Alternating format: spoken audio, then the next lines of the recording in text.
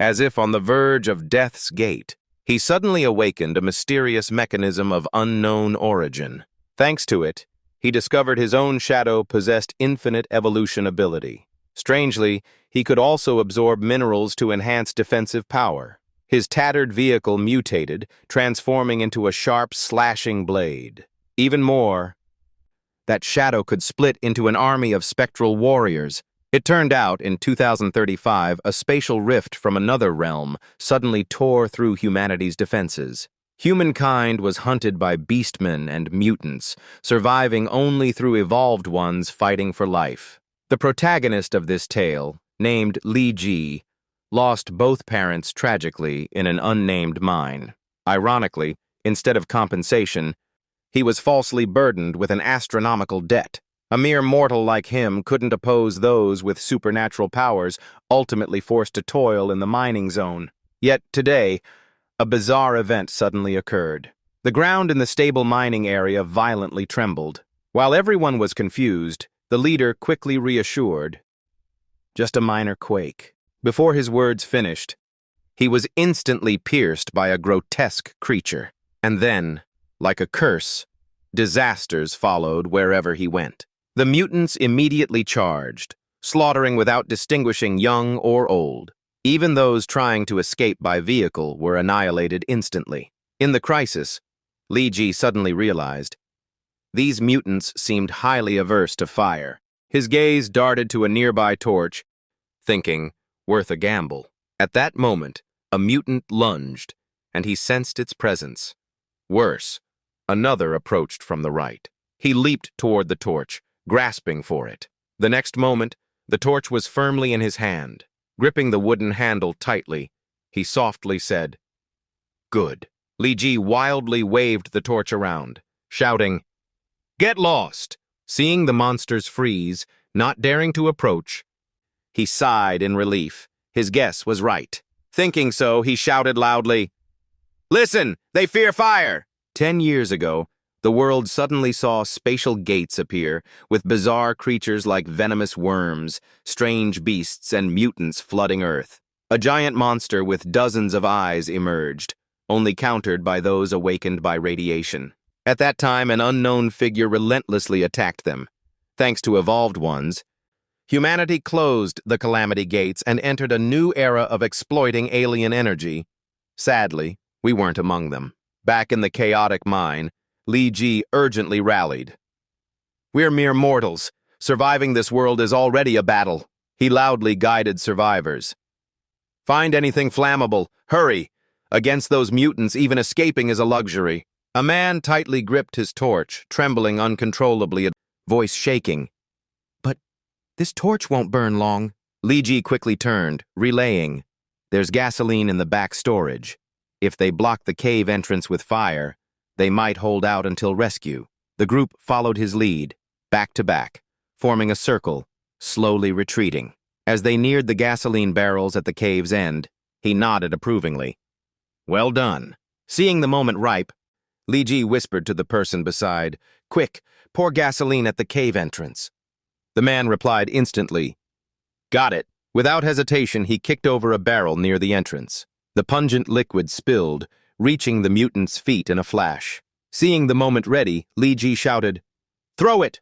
The torch in his hand shot down, hitting the gasoline trail. A sea of flames erupted, incinerating the screaming mutants in agony. The man from before placed a hand on Li Ji's shoulder, voice choked. "Thank heavens you're here." He looked at him intently, adding, "Without you, we'd have perished out there." Others nodded, one saying, "Just say the word later. I won't refuse." At that moment, Li Ji's gaze fixed on a strange object. He hesitated. Eyes locked on the giant statue nearby. "This statue is..." A group member replied, "Found long ago in the mine. Heard manager Wang Ding planned to sell it secretly on the black market, so it's stored here." Li Ji examined the statue, slowly saying, "Seems ancient." Then the radio crackled. Mine Zone 7, respond if you hear." The man beside rejoiced. "Signal's back. Ask when rescue's coming." He replied instantly. Mine Zone 7 hears.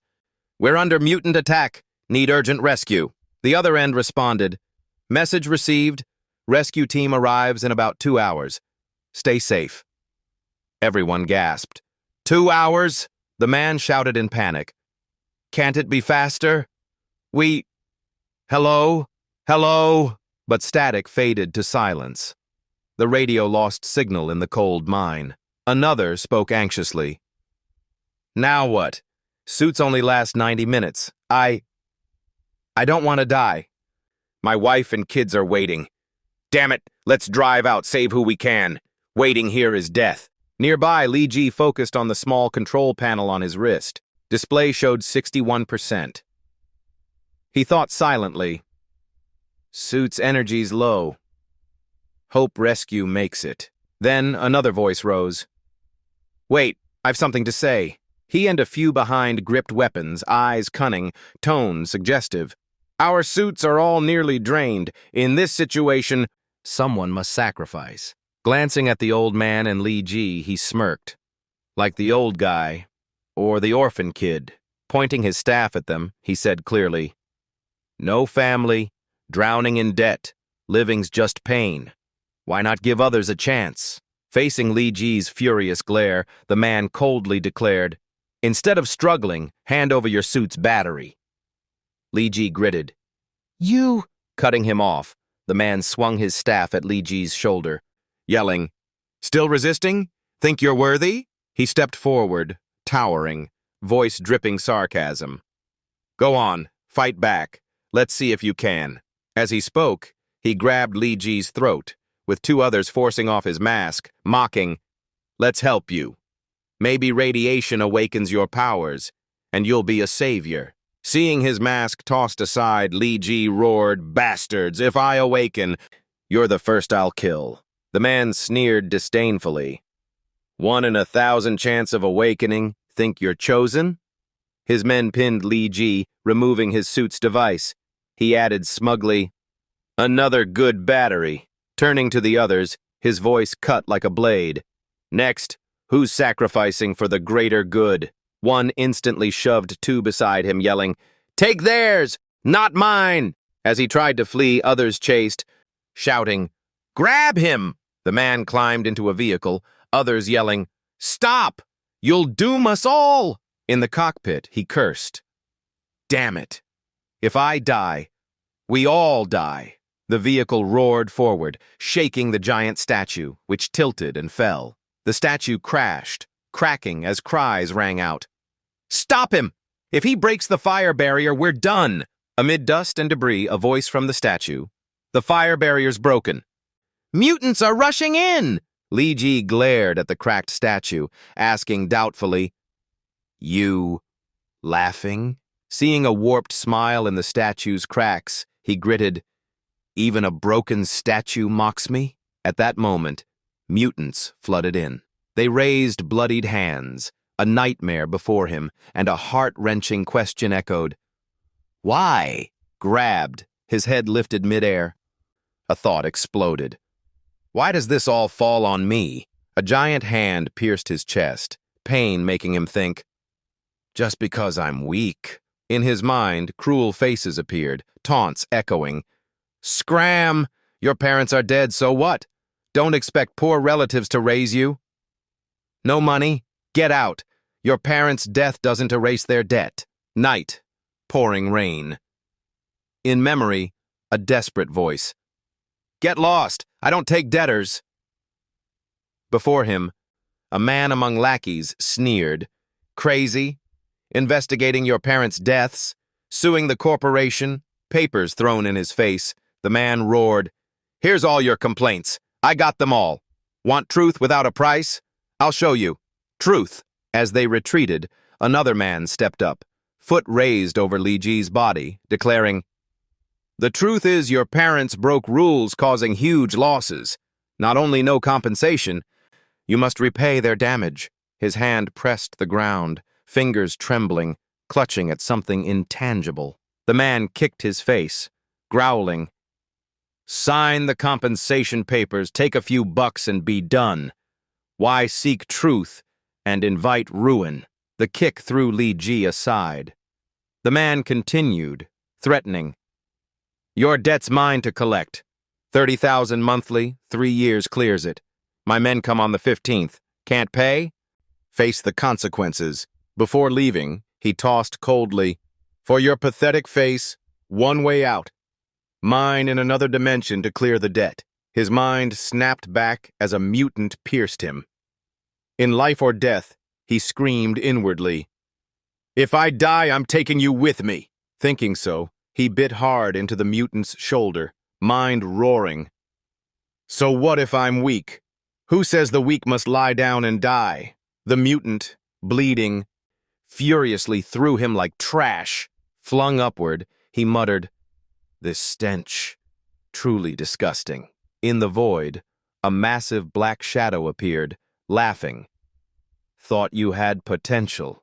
Just futile struggles before death. Li Ji retorted, At least I bit it. Better than a useless statue trampled to pieces. The shadow crossed arms, sternly saying, Only I can save you now. Just surrender your body to me. Li Ji gritted, eyes blazing. No need! I'd rather die than let an ugly thing like you control me. It laughed gleefully. Stubborn even at death's door. It seized his body, growling, Fool! Think you have a choice? A cold, mechanical sound rang. Shadow system! Activate! His body moved swiftly, circling the mutant, disorienting it. The shadow grabbed the mutant's head, slamming it to the ground with a chilling thud. Lifting a foot, it said icily, The one who stepped on that statue. Just a lowly ant, right? The giant foot crushed the mutant into a bloody pulp. Li Ji's voice rang out. This grudge, I'll never forget. Suddenly, another mutant appeared behind him, roaring. Li Ji turned, smirking softly. Lingering ghost, huh? Before it could charge, a deep black hole opened beneath the mutant's feet. He coldly said, Enjoy the abyss. As his words fell, the creature was swallowed whole, unable to struggle. Its face, before vanishing, showed clear panic and unvented malice. Li Ji spat out the filth in his mouth, muttering, This thing, truly disgusting. He leisurely approached those who humiliated him, voice low. Next, your turn, scum. The suspended group thrashed in panic, stammering, Li Ji, what are you doing? Touch me and I'll report you. At that moment, a surging aura like a storm radiated from him. The shadow within spoke calmly. I'm curious. Return this body to you. What would you do? Li Ji stepped slowly toward them, their faces drained, pleading, Spare us. You can't do this. We just wanted to survive. One stammered. Besides, without us, how'd you know you could awaken? Sure, we were harsh, but you're evolved now, aren't you? Hearing this, Li Ji's brow furrowed, voice like morning frost. So, I should bow and thank you? Thinking they'd swayed him, the man forced a smile. No need to thank. Just forget it. Let us go. Another chimed. Yeah, exactly. At that, Li Ji snapped his fingers. A faint smile forming. Not only will I spare you, I'll help you too. As he spoke, the group's false masks fell, revealing their true nature. The men spat blood, raging. Li Ji, you! He didn't respond. Turning to the others, they screamed in terror. No, don't kill me. I'm innocent. I did nothing. Li Ji casually tossed 2 energy cells, saying to his allies, Their batteries, now yours. The shadow within spoke coldly. Drop that pathetic compassion. It emphasized, That mercy will only drag you into the mud. Li Ji turned to leave, voice firm. Shut up. I don't need your lectures. The shadow followed, whispering, Let's see. When facing death, will you stay stubborn? Reaching the cave's entrance, a swarm of mutants like ants confronted him. He gasped, Mutants! Li Ji observed sharply. Didn't expect so many outside. The shadow spoke. Two choices. Give me your body, or handle that filth yourself. Seeing Li Ji's trembling legs, the shadow mocked. Scared stiff already? Without my power? You're nothing. Before it finished, Li Ji stood tall, growling. I told you. He leaped into the air, landing on a mutant's head, shouting, Don't preach to me! His foot lightly pressed the mutant's claw. He thought, Feels effortless. The mutant swung its claw. He dodged easily. His face showed clear astonishment. His icy gaze swept over the circling mutants behind. A mutant suddenly charged. He dodged like a breeze. Noticing his movements, Li Ji realized, speed and reflexes, they've grown immensely. As a mutant lunged wildly, the shadow seized his body, sneering, Linked to the shadow system, and this is all you've got? Pathetic! Li Ji roared, eyes blazing. Shut up! He threw a punch, blasting the mutant away, shouting, This body is mine! As he spoke, he stared at his trembling fist, shocked, thinking, Why's my strength surging so fast? Seeing the mutant rise, he calculated, Bare-handed attacks can't deal lethal damage to these monsters. Channeling energy into his palm, he wished, If only I had a weapon now. That'd be perfect. When a jet-black dagger appeared in his hand, he realized, stunned. Isn't this the shadow blade from the shadow system? Without hesitation, he assumed a combat stance, murmuring, Let's see if it feels right. His slash tore through, splitting the mutant in half, blood spraying. Seeing this, Li Ji's eyes lit up with excitement. So, I can kill mutants too. Two more charged. He thought, Have I truly become an evolved one? Suddenly, another mutant attacked from behind, ambushing. He spun decisively, slicing cleanly, severing the mutant's head. Fueled by the thrill of battle, Li Ji charged like a tiger, roaring inwardly. Finally! His face hardened, eyes blazing. I'm qualified to fight back. A stream of red blood sprayed like a fountain from a monster's body. Its massive hand fell limp, collapsing dead on the ground. Li Ji collapsed too, panting heavily, as if unburdened by 1,000 weights. Amid the mutant corpses, he burst into hearty laughter. At that moment, a mechanical voice sounded. Evolution complete. Li Ji, human race, rank E. Scene shifts to a hospital room, a nurse beside a doctor by the bed. She wondered, no injuries or illness, vitals normal. Why hasn't he woken? The doctor explained gently, newly evolved are like this. Exhausted, their bodies need time to adapt to the new rank. Hearing this, the nurse's face lit up, eagerly asking, An evolved one? What rank, doctor? He smiled. We'll see when he wakes. A firm call came from outside.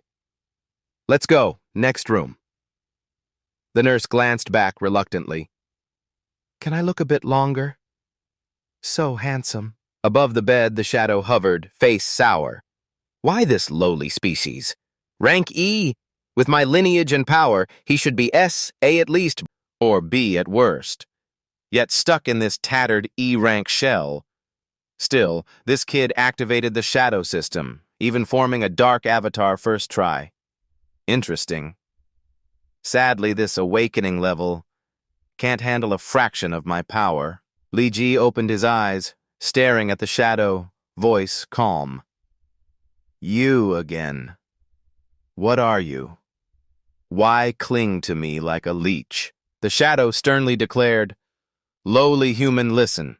I am the ancient supreme of the Shang-Shija race, ruler of myriad prison realms. Now I command, offer your body. When I reclaim my throne from my traitorous kin, you'll be richly rewarded.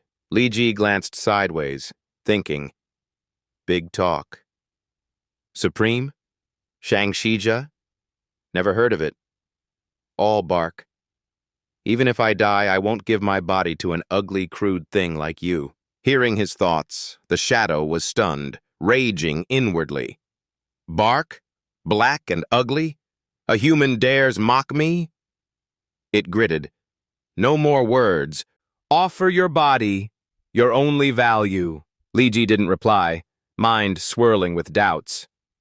Why me? Offer my body? Like demonic possession?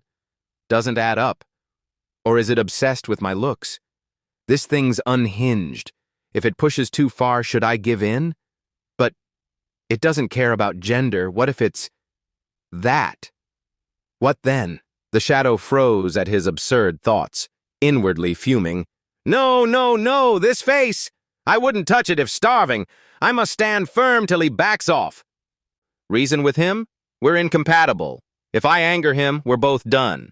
I'd be a ghost. He'd lead the way. Souls entangled, who's who in the underworld. It angrily cast aside those thoughts, snarling, Enough! What's with these ridiculous thoughts? Grabbing his collar, it pulled him face to face, eyes furious. You're blinding me. Why pick such a pathetic human?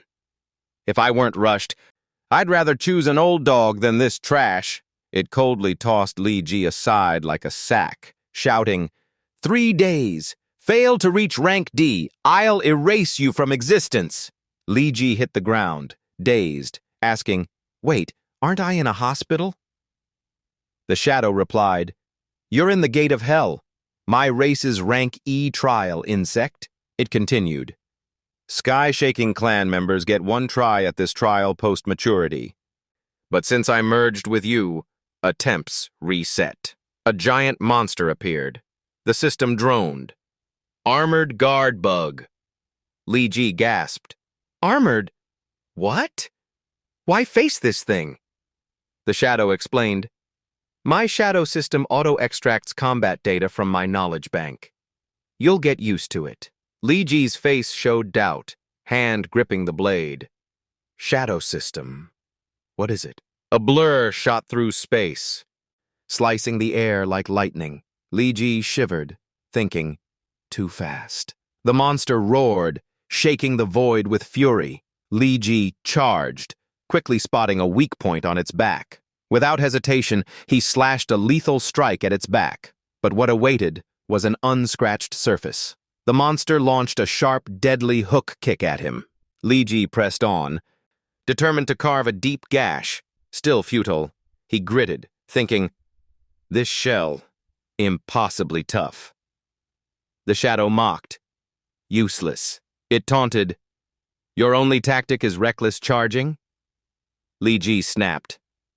My fight, not your call. The shadow sneered. Can't win. Don't beg me for help. He attacked relentlessly, but the monster seemed unaffected. Li Ji gritted, sweating. Damn. No weak point on this bug? The monster's eyes locked onto Li Ji as if sizing up tough prey. It suddenly struck, sending him flying back like a leaf in a storm. Li Ji crashed into the wall, spitting a mouthful of blood like red wine. The shadow shouted, Get up! So weak for rank E? Scanning green liquid on his shoulder, it asked, startled, What's this slime? Looking back, the monster's pincers dripped the same green fluid, sizzling on the ground. It roared in rage. Li Ji's eyes lit up, asking, Your blood? He glared, lips curling into a cold smile. Good. Found your weak point. From above, the armored guard bug dove like a meteor, radiating lethal force.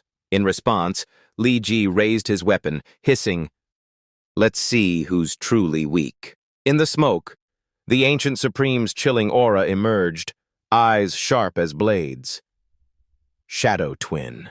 Simultaneously, Li Ji sliced through the armored guard, his blade flashing coldly, severing a leg.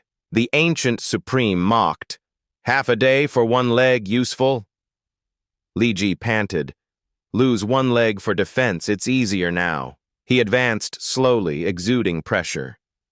Hitting the weak points much easier. The monster retreated. Doubtful. Weak point? Li Ji gripped his weapon, thinking, If only I had a better weapon. As he spoke, his blade transformed, sharper. He roared, This is it! As the armored guard charged, Li Ji stood firm, raising his blade. "Come on!" His eyes flashed. "It's not frozen in fear, it's..." Seizing the moment, he thrust decisively into its belly, the fatal point. Watching the monster dissolve into light, Li Ji sighed. "I won," the system mocked. "Killing one rank E and you're panting like that?" Li Ji picked up the crystal, frowning. "What's this?" A surge of energy flooded his body. The ancient supreme cursed. "Fool, that's an energy stone with a chance to boost your power." Li Ji nodded.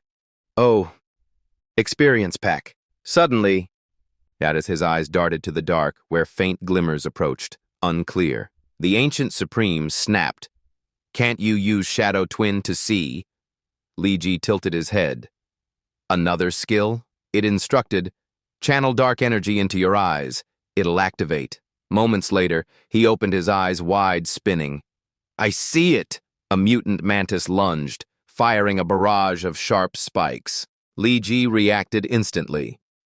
Leaping into the air to dodge, the spikes embedded deep in the rock wall, shaking the cave violently. He ducked low, eyes scanning. So fast. What are these ghostly things? A sense of unease surged within him. They're coming again. Without hesitation, he spun to dodge a lethal strike, gliding like wind. While dodging and muttering, Li Ji's face screamed, "Is my Shadow Twin skill useless? Why can't I see clearly?" The ancient supreme's cold voice replied mercilessly, "It's not the skill. Your strength is just pathetic." Hearing this, Li Ji's eyes lit up with hope. He thought, if weakness is the issue, gathering more energy will make me stronger. From afar, in the dim darkness, a figure smiled gleefully, eyes sparkling. A weak rank E human, wielding dark energy so adeptly. Things are getting interesting. The Swift Harvest bug, infamous as the Skull Reaper, ambushed enemies with sudden head strikes and was adept at firing toxic spikes from afar, though rank E, its ferocity and bizarre habits made it a nightmare. Again, the ancient supreme spoke, mixing praise and scorn. "Seems you're getting the hang of basic knowledge." Suddenly, Li Ji froze, a chill running down his spine. He muttered, "Wait, this number?" Then, oddly humorous, he recited, "Your human saying, see one cockroach, a swarm's behind." He shivered. They were indeed numerous. Immediately, a horde of bugs roared and charged like a tidal wave. Meanwhile, the ancient supreme commented casually like a judge, "Not bad. Finding a safe spot to avoid being surrounded." Li Ji swung dual blades like a raging storm, unleashing chilling, killing intent. He roared like thunder. "Get out of my sight!" The observing foe raised an eyebrow, shocked. "Already activated second stage Shadow Twin?" The ancient supreme continued sternly. "These rank E creatures are quite the gift." At that moment, Li Ji sensed something off. The bug's movements seemed halved in speed. A thought flashed. He guessed, "Is purple their weakness?" The system chimed. "Weakness noted, spike-shooting species." The armored guard bug gritted. "This is the reward for upgrading Shadow Twin to second stage." It ground its teeth like a stone crusher. Knowing the weakness, attacks can pierce defenses. Li Ji shouted decisively, "Their weak points below!" Without delay, he drove 2 dark spikes into the ground, unleashing Shadow Spike Burial. Dark spikes shot up, piercing enemies for widespread damage. A ding sounded repeatedly. Rank D breakthrough rose 1.2%, 2%, 2.7%. Li Ji felt unease. Just 7% per bug? He spun like a whirlwind, eyes locked on the armored guard bug. Knowing its weakness, he'd strike without mercy. He charged like an arrow, excitement mixed with shock. At second stage Shadow Twin, his precision had soared, and rank D breakthrough rates jumped with each strike. In a fleeting moment, Li Ji paused, instincts scanning behind. "What's that?" A mocking laugh rang out. Quick reflexes, but your brain's too slow. A glint flashed in Li Ji's eyes. As the armored guard bug closed in, he realized it wasn't that. It was a blazing monster bug. Without a second's delay, he swung, purple glowing dual blades flashing. The creature growled hostilely. He exclaimed, "Oh, turned the blades into a whip?" Instantly, the jet-black whip wrapped tightly around the enemy. His voice hissed, "Got you!" Without hesitation, Li Ji struck a fatal blow on the armored guard bug, smirking, "Still think you'll escape?" The system flashed. Blazing monster bug's weakness recorded. From another direction, crazed creatures fired a volley of sharp spikes at him. Pain shot through his arm. Li Ji retracted the shadow blade, turning it into a dark whip, lashing fiercely. "Like shooting? Taste my whip!" A lethal lash with a taunt. "No butt left. Try shooting now." The system lit up. Rank D breakthrough hit 12.1%. Li Ji glanced at the rest coldly. "You're all next." As he spoke, he went berserk, slaughtering the creatures, roars mixed with whip and blade sounds, blood dyeing the ground deathly purple. The ancient supreme watched, half satisfied, half mocking, "Finally starting to match me, though your moves are messy." It explained professorially. Dark shadow eyes grant enhanced senses, reflexes, strength, and dark energy control, hence called the shadow eye ritual. A ding rang. Rank D breakthrough hit 34.2%. At that moment, the ancient supreme warned loudly, "But the ritual drains immense mental energy, the price dark shadow eyes demand." It mocked. "Rank E is rank E, already hitting your limit?"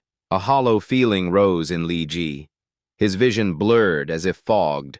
This hard-won power, his only shot at revenge. Seizing the chance, the armored guard bug charged with lightning speed. Li Ji drew his blade again, eyes sharp as wind. "Fall here? Never." The timer showed 15 hours, 18 minutes, 42 seconds left. In his heart, resentment roared. "Those NG Corporation beasts! They hid the truth of my parents' deaths, forced me to bear debts, scraping every coin."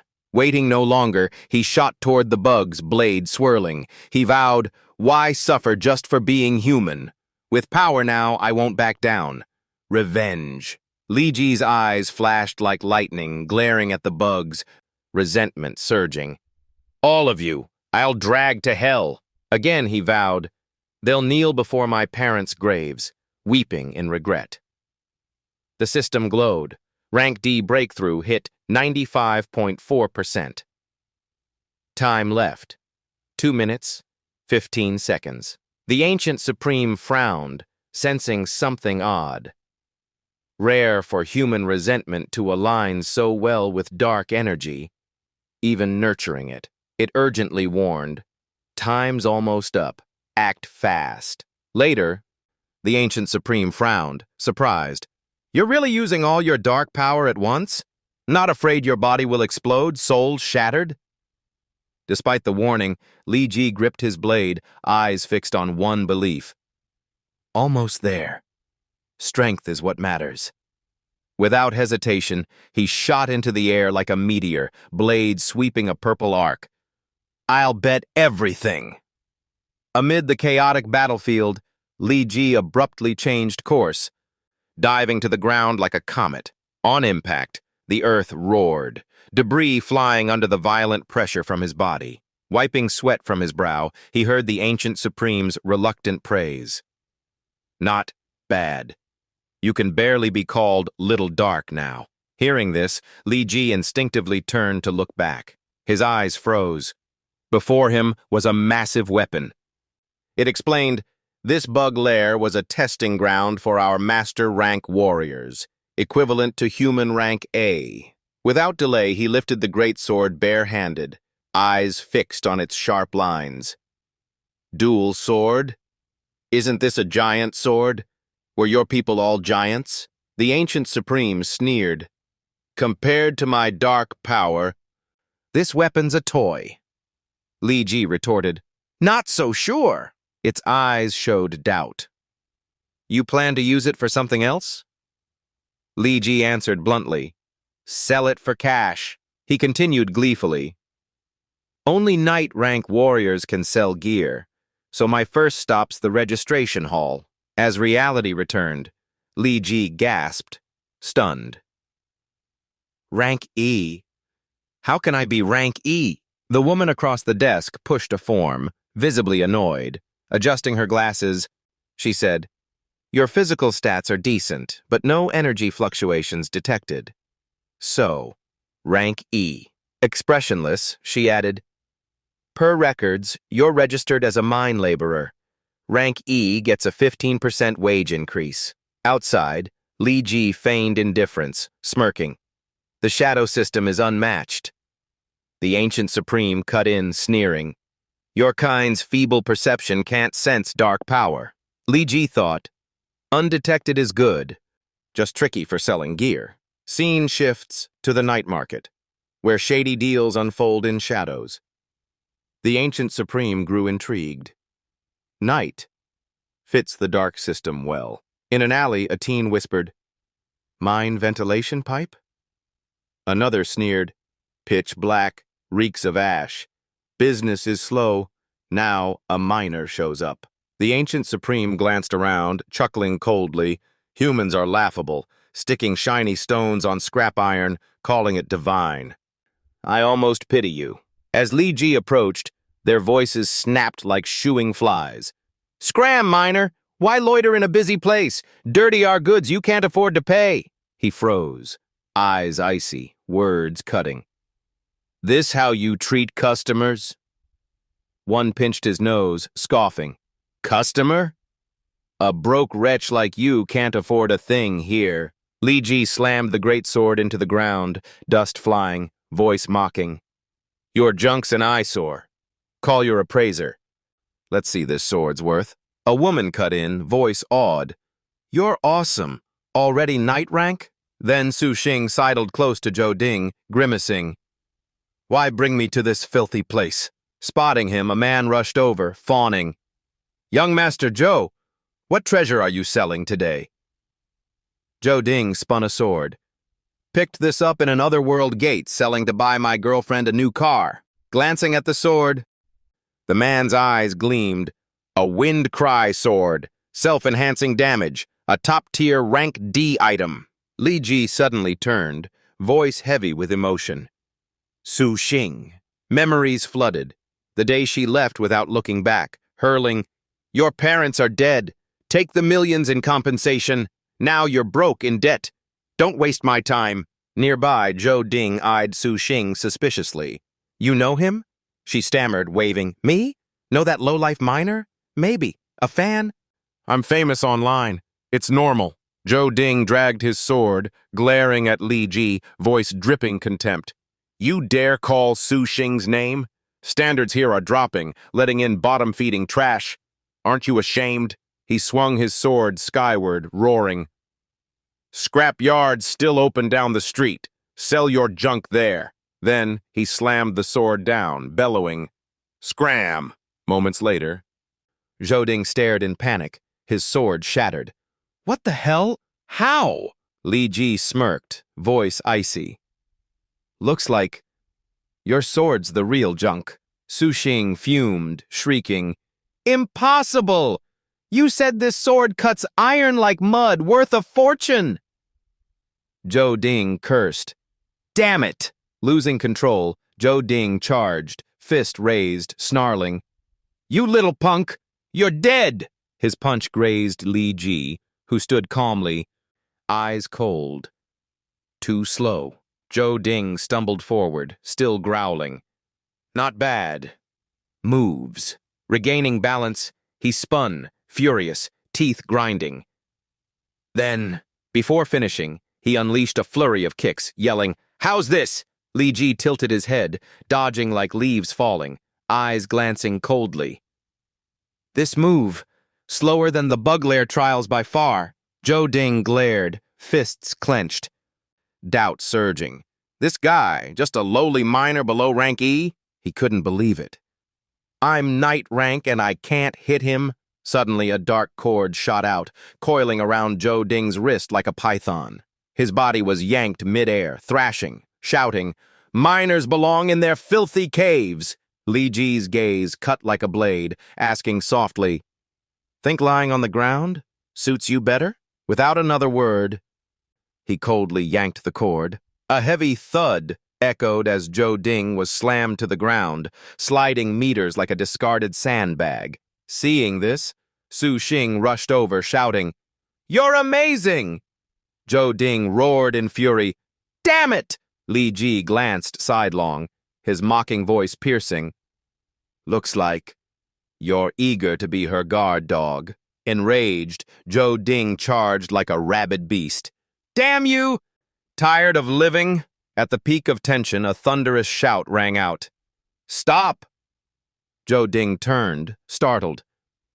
"Boss Wang!" From the darkness, a man emerged, face stern, voice like a bronze bell. "Young Master Zhou, you're a regular, but fighting on my turf, that's too much," Su Xing interjected, feigning outrage. "Bian Ming Zhang, that miner broke Zhou's treasure sword, so he acted." Hearing this, Defa frowned, repeating, "Miner?" He approached Li Ji calmly, eyes steady. "Did your sword really break Zhou Ding's weapon?" Li Ji turned, lips curling slightly. "He attacked first. His sword broke. Not my fault, right?" Defa slowly faced Zhou Ding. "Young Master Zhou, is that true?" He whispered to Zhou Ding. "That kid's sword. Likely extraordinary. Same old rules." Zhou Ding sneered. "Fine, money to me, goods to you." Defa approached Li Ji, steps firm, aura intense. "All right. Since Zhou wants me to mediate, I will." He slowly touched the sword's hilt, voice low. "Friend, may I see your sword?" Li Ji handed it over. "Take it." Touching the sword, Defa shuddered. Feeling its true weight, his face grew serious. This sword weighs hundreds of pounds, yet he holds it effortlessly. An evolved one? Needs closer inspection. He probed. "A miner like you. Where'd you get such a weapon?" Li Ji tilted his head, voice cold with mockery. "Since when does the night market check sellers' identities and item origins?" Defa paused, then forced a smile. "Just curious. If you don't want to say, no matter." Li Ji narrowed his eyes, piercing. "Probing me?" Unfazed, Li Ji smirked casually, saying he found the sword while mining. Defa laughed scornfully, voice dripping contempt. Truly a lowly laborer. Moments later, his eyes scrutinized the sword, declaring, "Sturdy but lacks special traits, worth a few hundred at most." Zhou's sword, undamaged, would have been over 2 million credits. Defa sighed, feigning sympathy, tone icy. "As a miner, life's tough. I'll keep this old sword. You compensate Zhou 2 million credits and I'll cover the rest." He glared at Li Ji, a sinister smile forming, voice patronizing. "Consider it my help. What say you, Zhou?" Zhou Ding quickly agreed. "Fine, since Boss Wang steps in, let's do it." Su Xing protested.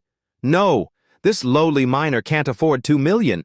You promised me a car." He leaned close, whispering sinisterly, "Don't worry, his organs will cover it." Su Xing smiled, satisfied. "That'll do." Li Ji smirked coldly. "You're quite the planners." A thug cracked his knuckles, threatening. "Got a problem?" Li Ji glared, laughing loudly, muttering, "Oh, I do." He advanced heavily toward them, saying cryptically, "Not just me." The thug raged, roaring and charging. "Cripple him!" As chaos erupted, Defa turned indifferently, bored. "This fighting's dull. Let's sip tea and wait." Zhou Ding chuckled. "Good idea." As they turned to leave, a thug was suddenly hurled into a wall. Seeing this, Defa screamed, "A bill! Be careful! Damage the goods! And he can't pay!" Before he finished, Li Ji launched a devastating kick. Instantly, the thug's body flew like a broken kite toward Zhou Ding. Li Ji quipped, "Mining's not useless. Stamina's pretty good." He stopped, facing Zhou Ding, voice firm. "Your turn." Zhou Ding's face paled, teeth grinding, muttering, "Since when did this miner get so strong?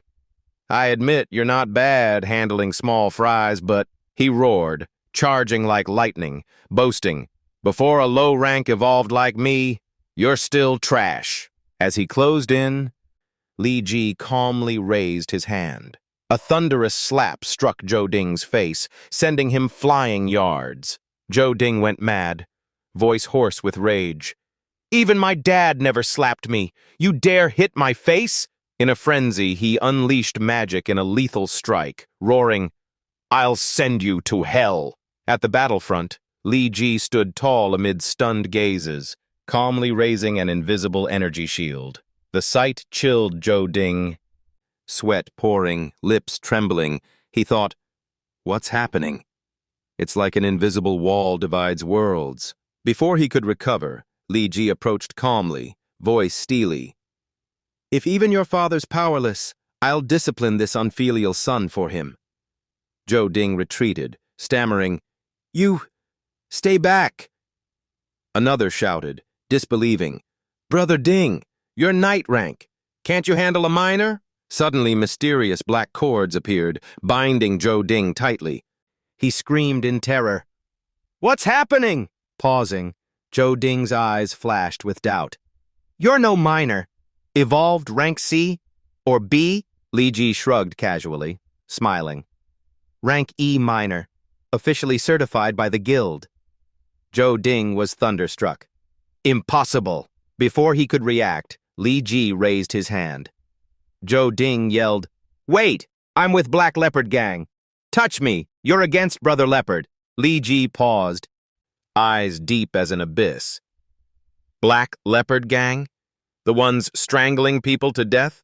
A beat later, he smashed a fist into Zhou Ding's face, sneering, "Black Leopard Gang? Brother Leopard?" Relentless, Li Ji kicked him away like trash. Under the lethal blow, Zhou Ding spat blood, body limp like a broken leaf. Li Ji turned, voice like thunder. "I despise loan-sharking scum like you." At that moment, Defa charged, roaring, "Go to hell!" Before touching Li Ji's sleeve, he was stopped by a fierce roar. "Get lost!" In a corner, Zhou Ding crawled up, tears and snot mixing, begging, "Misunderstanding. I've got 100,000. Let's be friends. Let today slide." Li Ji approached, voice like winter wind. "Such thick skin. A slap's only worth 2,000? Zhou Ding wailed, 500,000. "No, 1,000,000. Don't hit my face." He lifted Zhou Ding mid-air, face icy. "Love loan sharking? Let's calculate by your interest. 50 slaps were just profit. Now for the principal." Sensing a storm, Zhou Ding pulled out a bank card, stammering, 5,000,000. "It's yours. Enough?" Li Ji glanced at the card, eyebrow raised at the NG Corporation logo. "So the ones forcing me to mine and debt are their lackeys? Fine. Release Zhou Ding first. Let him lead those snakes out." Zhou Ding whispered, "Really? Kill me. You get nothing, I swear." Pausing, Li Ji let him down, saying cryptically, "Black Leopard Gang's been fleecing me for years. This money returns to its rightful owner." Su Xing rushed to Zhou Ding, worried. "Young Master Zhou, you okay?" He glared, furious. "Didn't you say he's just a minor?" She stammered, I want to know how he turned dragon." Zhou Ding's rage erupted. He slapped Su Xing hard. "If you hadn't said he's a minor, I wouldn't have fallen for this trap." He grabbed his phone, eyes blazing, roaring, "My money's not that easy to take. Just wait." Elsewhere, a man calmly answered his phone. "Speak." Zhou Ding's frantic voice crackled. Brother Leopard, can you deliver justice? Some punk stole my sword meant for you and swore to destroy Black Leopard Gang. The man smirked, saying coolly, send all his info. A lackey asked nervously, goods are with Brother Leopard. What about these people? The man shrugged, eyes cold. People? Anyone here? He smiled darkly, gaze murderous. Of course not. The lackey acted, killing the group without hesitation. The man declared, Zhou Ding handed that kid to you. Live or die. Your call. The Shadow System recorded NG Corporation, a vast multinational financial force behind Li Ji's parents' deaths. Black Leopard Gang, merely their debt collection arm, forced Li Ji into mining. In the bustling central reception hall, a staff approached politely. How can I assist you? Li Ji straightened, eyes serious. I'm a rank E evolved. Any suitable missions? Laughter erupted. One sneered, What? Rank E? Trash like that dares enter here? Another guffawed. Lowest missions are rank D. You here to die early? A woman giggled, mocking. Wow, rank E with such bravado? Thick-skinned.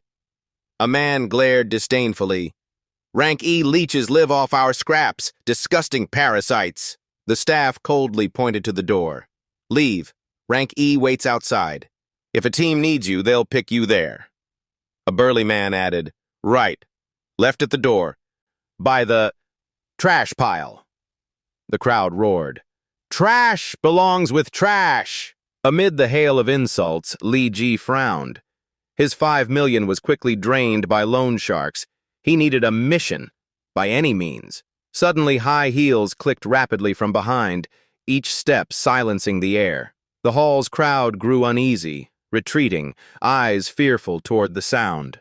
Space trembled, dust falling from the ceiling. All eyes locked on the mysterious figure. Whispers spread. This aura, at least rank B. Rank B pressure? Terrifying. I can't move. A young woman appeared, long hair flowing, attire elegant, demeanor noble, like an orchid in a mundane world. The crowd paled, stammering. Why's a rank B master here? Li Ji's gaze swept her. Her aura was intense, yet her appearance was a delicate heiress. No killing intent, making him wonder, is she hiding her edge? Exaggerated yet restrained, oddly contradictory. A man scanned the crowd, announcing, Rank D Beast mission needs a Rank D evolved for harvesting. Volunteers? Dead silence followed. The crowd retreated. Eyes turned to Li Ji, shocked. This kid's Rank E, yet stands firm under Rank B pressure? Another stammered, My knees are shaking. Shouldn't a Rank E be on the floor? Yet he stepped forward. Li Ji turned calmly, facing the woman, voice steady. Looks like it's just me. She didn't reply, observing him, thinking, Just a minor? Unshaken by my pressure. Interesting. A middle-aged man approached, fawning. Miss Chin from Longmen's 3rd Street. We have many rank D evolved. Let me bring some for you. She cut him off, eyes on Li Ji. No need. I choose him, the staff gasped. He hasn't registered. It's against protocol. She spoke briefly, with authority. I am the protocol. I said him, so it's him. The staff paled, retreating. Yes, the man beside her gestured for her to follow, while the staff shivered. First time Miss Chin personally picked. A minor. Who is he? Elsewhere, Bullhead raged, swinging a wooden beam to tear everything apart.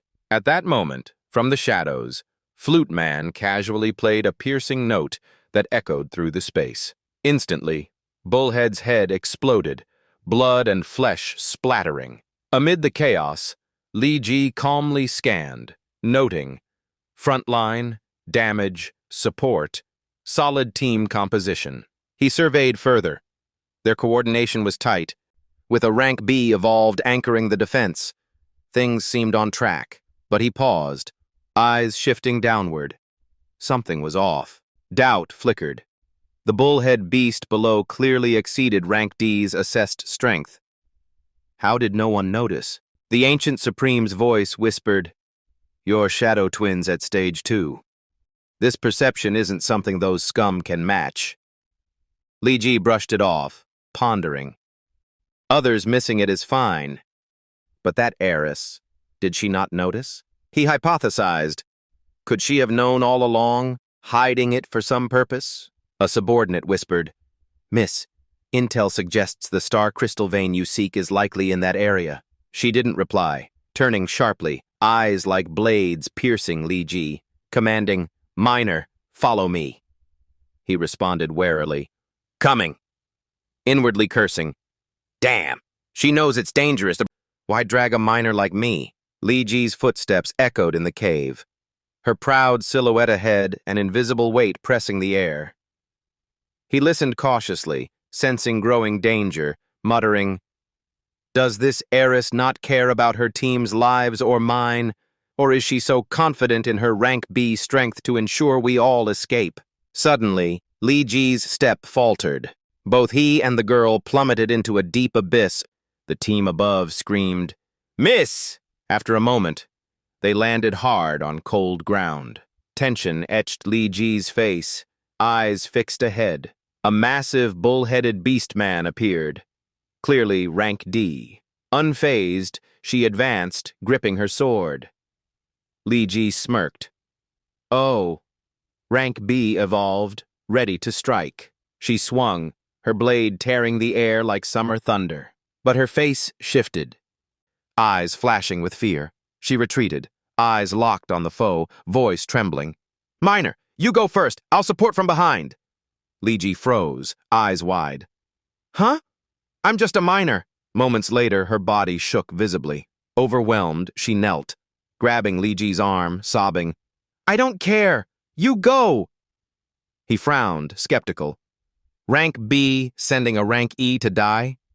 My life's worth pocket change? Inwardly, minors pay for this kind of risk. In panic, she shouted, voice breaking, eyes teary. 1 million credits, I'll pay you, just handle them.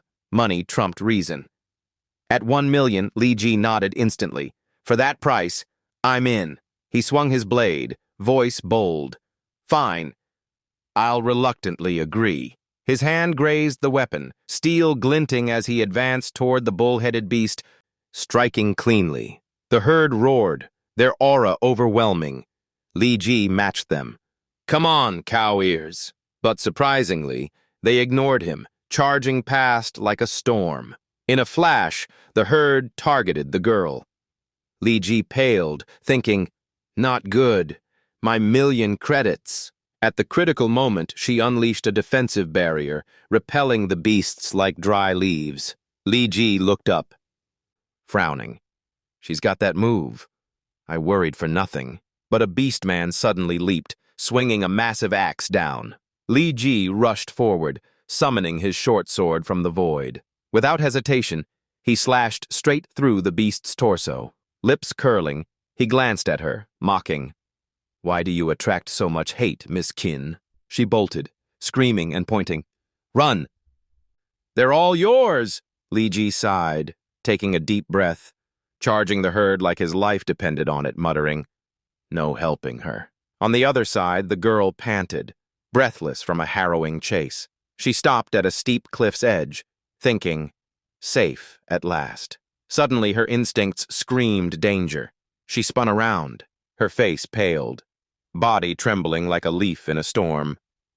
Voice faltering, Why, aren't you afraid of me? The bull-headed beast's eyes burned with rage, raising wooden clubs like thunderbolts. At that moment, Li Ji looked up, confused. She can fight back. Why stand frozen? In panic, she raised her arms to shield herself, trembling pitifully. Instantly, her wristband glowed brightly, a mystical energy blasting the beast man down. Its massive body was flung back. Li Ji dodged swiftly. Beside her, the wristband shattered, its light fading. Li Ji frowned, puzzled. A protective artifact? Was that power not hers? The thought struck. He eyed her. You're a support class evolved, aren't you? Blushing, she nodded shyly. Yeah. She trailed behind Li Ji, whispering, But keep it secret outside, please. He smirked. That'll cost extra. Gripping his short sword, he said steadily, Why do these bulls only target you? His eyes blazed, scanning the beasts, activating second stage Shadow Twin. A strange aura emerged, sparking doubt. Someone hiding their presence? No wonder he couldn't sense them. The bull's odd behavior must stem from this weird wave. A bull-headed beast appeared beside Si Yin, roaring, Hey, digging guy! Without words, Li Ji struck, slicing its mane like grass. Not done yet, he shielded Si Yin, cursing inwardly. Damn! These bulls keep coming! A wide-range skill might hurt her. I need to break this stalemate before I'm drained. A spark hit him. Right. If the hidden one's targeting Si Yin, he stomped, purple chains binding the bull's legs. Then I'll play along and hand Si Yin to him. The bulls were trussed like pigs for slaughter. He warned, You've used 2 protective artifacts and aren't combat-focused. Be cautious of sneak attacks. Si Yin blushed, embarrassed. Why say that in front of me? Unbeknownst to her, someone approached stealthily from behind. He gripped his weapon, face malicious. A mere minor almost ruined my plan. No more artifacts? Time to end you. As she let her guard down, he raised his weapon, muttering coldly, Qin Si Yin, blame your stubborn father. A cold blade struck without mercy. But it wasn't his. Li Ji's precise slash severed the assassin's arm. The young man stood stunned, eyes struggling to process the chaos. A rank D craftsman, a wandering poet, a true market bard. Li Ji exposed him. You used ultrasonic waves to drive the bulls to attack her. Si Yin gasped. Liu Deng! No longer hiding, Liu Deng laughed loudly, voice scornful. Outdone by a minor?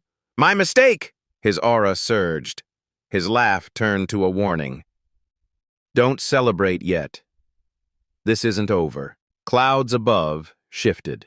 The bulls' corpses and living ones had their life force drained toward him like leaves to roots. In moments, a massive aura formed a towering bull figure around him. Witness the power of a control class evolved. Li Ji gritted his teeth. This aura. Rank C. He's absorbing beast life to enhance himself. Si Yin panicked, looking down. Lava? Is he ascending to a rank C lava bull? Li Ji smirked mockingly. From rank D to C? Cheating like that? I can only bow in awe. Before they could react, the rank C lava bull charged like a living volcano, while they remained rank D. He swung a massive war axe down mercilessly. Li Ji raised a shield, protecting himself and Si Yin from the brutal strike. The attack scattered debris, the ground trembling under heavy pressure. The thin shield began melting under the horrific force, highlighting the cruel gap between rank D and C. They were at their limit. Si Yin looked worriedly at the burn on his arm, voice trembling. You're hurt. The bull broke the shield, raising its axe again. Li Ji grabbed her hand, eyes sharp. He lunged forward, shouting, Hold on tight! The axe was inches from Si Yin's face. She screamed in terror. Li Ji strained, using all his control class power to lock the bull's arm. Following close, she gasped, It can't move. You can use control skills too? Though he pinned the foe, they didn't stop. He urged, Don't know how long I can hold him. Run now. To Si Yin, he said urgently, Enter the maze. Don't look back. Run far. They dashed like wind. She asked worriedly, What about you? Not coming? At a fork, he let go. I'll hold him off to buy you time. Her eyes filled with worry. Minor. He smiled, watching her. Hide well. I'll find you soon. He chuckled inwardly. After all, she's my million credits. The system chimed. Shadow Knowledge Library. New data. Beast Realm. General term for Beastman World.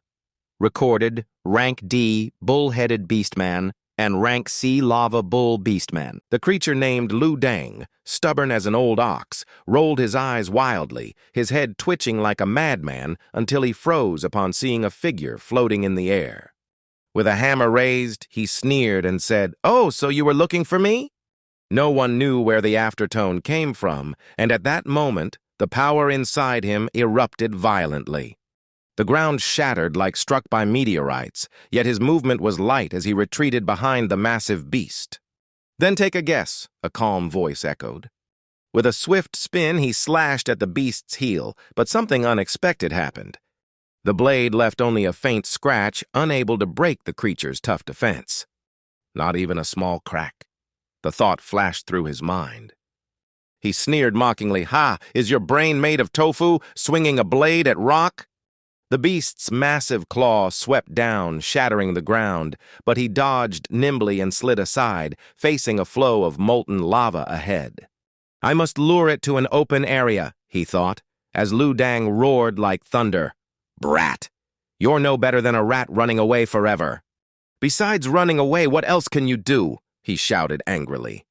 He smiled faintly, calm-eyed, thinking that no matter how strong it was, there must be a weakness. Using his shadow clone skill, he watched every tiny movement when the creature roared with murderous rage. "After I kill you, you'll find that girl." It charged madly, stomping the ground as if to crush the space. "Get out of my life." The attacks hit only air. In the chaos, his sharp eyes noticed something odd. Finally found it. Without hesitation, he dashed back, sword raised for a killing strike. His gaze never left the weak point he'd spotted, like an eagle locking its prey. But Lu Dang was not foolish. He spun and coldly said, as if reading minds, "You think I didn't see your dirty trick?" Under overwhelming pressure, all tricks were useless. A terrifying swing sent him flying like a leaf. The strike was so fierce he doubted reality. Terrifying, and its only C rank? The monster gave him no time to breathe and barreled like a whirlwind. "This time you can't hide." Calm beneath the surface, he prepared. At the right moment, his blade turned into a soft rope and wrapped the beast like a fatal net. "Oh, you stopped running. New trick is using vines." It sneered. "Useless. That scrap only tickled me a bit." He didn't gamble. When the foe swung, he slipped behind and whispered like the wind, "The moment has come." A cataclysmic heat erupted from that weak spot, melting the surroundings as everything trembled before the abnormal heat. "What the hell is this? It's insanely hot," he muttered, sweat pouring. Even using all his body's dark energy, he couldn't extinguish the intense heat, feeling baked alive. Lu Dang laughed triumphantly. "You're smarter than I thought. You found the weak point and hit it?" Its eyes gleamed slyly, voice wary. "I don't know how you found it, but you struck my weak spot. Even my protective shell is useless because that spot exceeds 2,000 degrees. Then it grew serious. "Tell me where Qin Si Yin is, and he'll spare your life." He curled a lip, contemptuous. "A petty ingrate like you don't expect me to trust you." The beast roared in fury, its aura like a cyclone. "You clearly want to die early." It swung its axe like heaven falling, but he leapt aside like bamboo. "If you have skill, don't make me dodge," he shouted angrily. He activated his dark shape ability, turning the weapon rope into a sharp blade slashing straight at his foe. Lu Dang tilted his head, narrowly dodging. He sneered, "You dodge this time, but not next." As soon as it evaded, he transformed the rope into countless blades of dark energy. They flew like a flock of evil birds toward the weak point on the monster's back. But before hitting, the weapons melted under the extreme heat from Lu Dang's body. He laughed arrogantly. "Ha! Useless effort." He scowled, muttering, "Tch, truly troublesome." Lava began surging, ready to drown everything. The heat spiked, draining his dark energy. Danger mounted. "Must I rely on Jingtian?" he thought, but quickly denied it. "No! Even if I die, I won't let him control this body. Besides, defeating a C-rank monster would yield unimaginable experience. He couldn't waste that chance." Thinking so, he dove from the air, gripping his dark spear like lightning. "I refuse to believe it can't be broken." Though his flesh felt burning, he gritted his teeth. "Break for me." The spear tip pierced Lu Deng's weak point. It screamed in agony, body exploding, its life fading, its path of berserk rage skill, activated power, plo 200%, speed and crit rate tripled. A heaven-splitting strike hurled him away like a leaf in storm. He smashed into a rock wall, dizzy. Why did this guy suddenly go berserk? The creature approached, eyes full of disdain. "A worthless miner like you dared corner me?" "Sadly, that's your limit." Its next swing burned his flesh as flames licked every inch of skin. Suddenly, darkness surged around him like a cloak of shadow. Why is my dark energy suddenly so strong, he wondered, when a deep voice echoed in his mind. That power was always inside you. Your body just needed this extreme heat to awaken it. Shocked, he realized he had unlocked a new form of dark energy, which healed his wounds and activated a new state. Primary dark enhancement.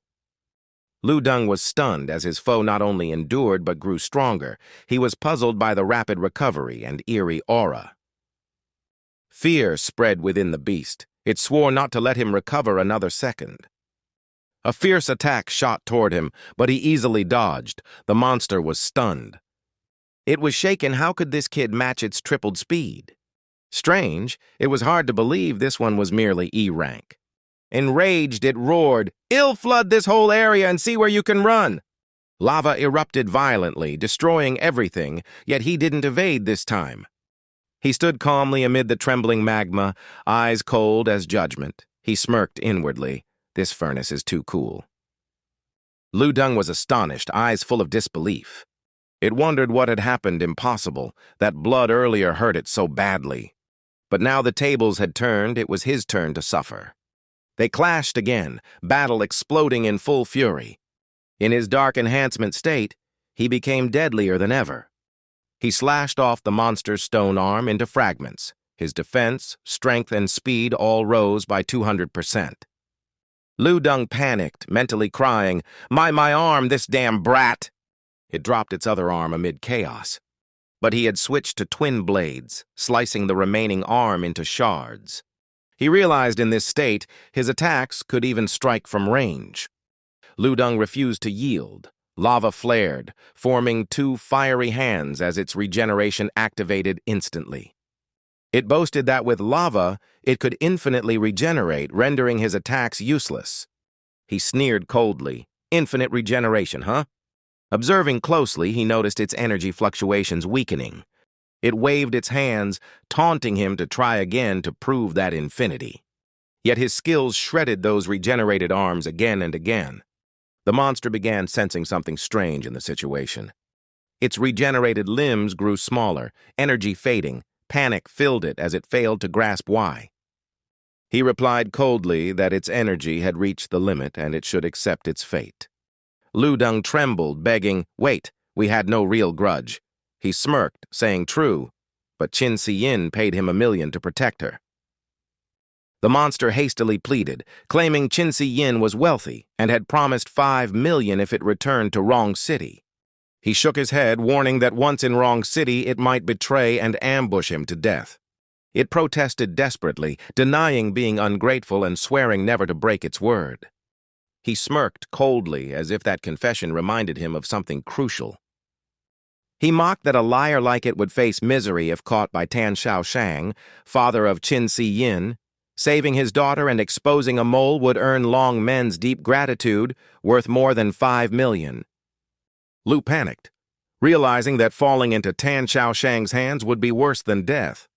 It explained desperately that its organization would destroy its family if this happened, and no money could save them. The voice of darkness in him questioned the existence of a Hellgate fragment in its possession.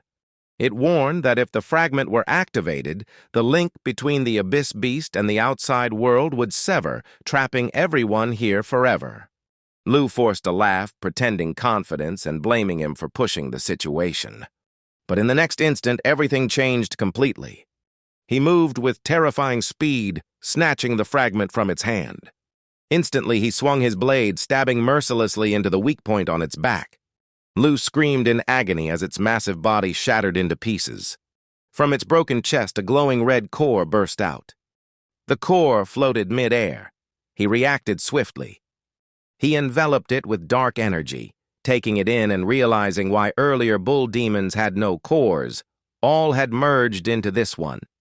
His Shadow Clone skill upgraded to Supreme Shadow Clone, shaking the ground as the Abyss howled in death.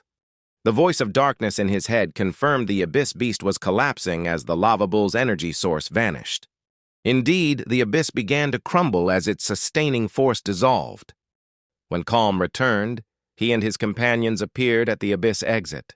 One sighed in relief, another marveled at the quake, and the one beside him praised his power far beyond E rank as Qin-Si Yin smiled and invited him to join Longmen Sanjie, promising her father's generous reward. He shook his head firmly, refusing to join any faction for now, and asked her to keep his true power secret.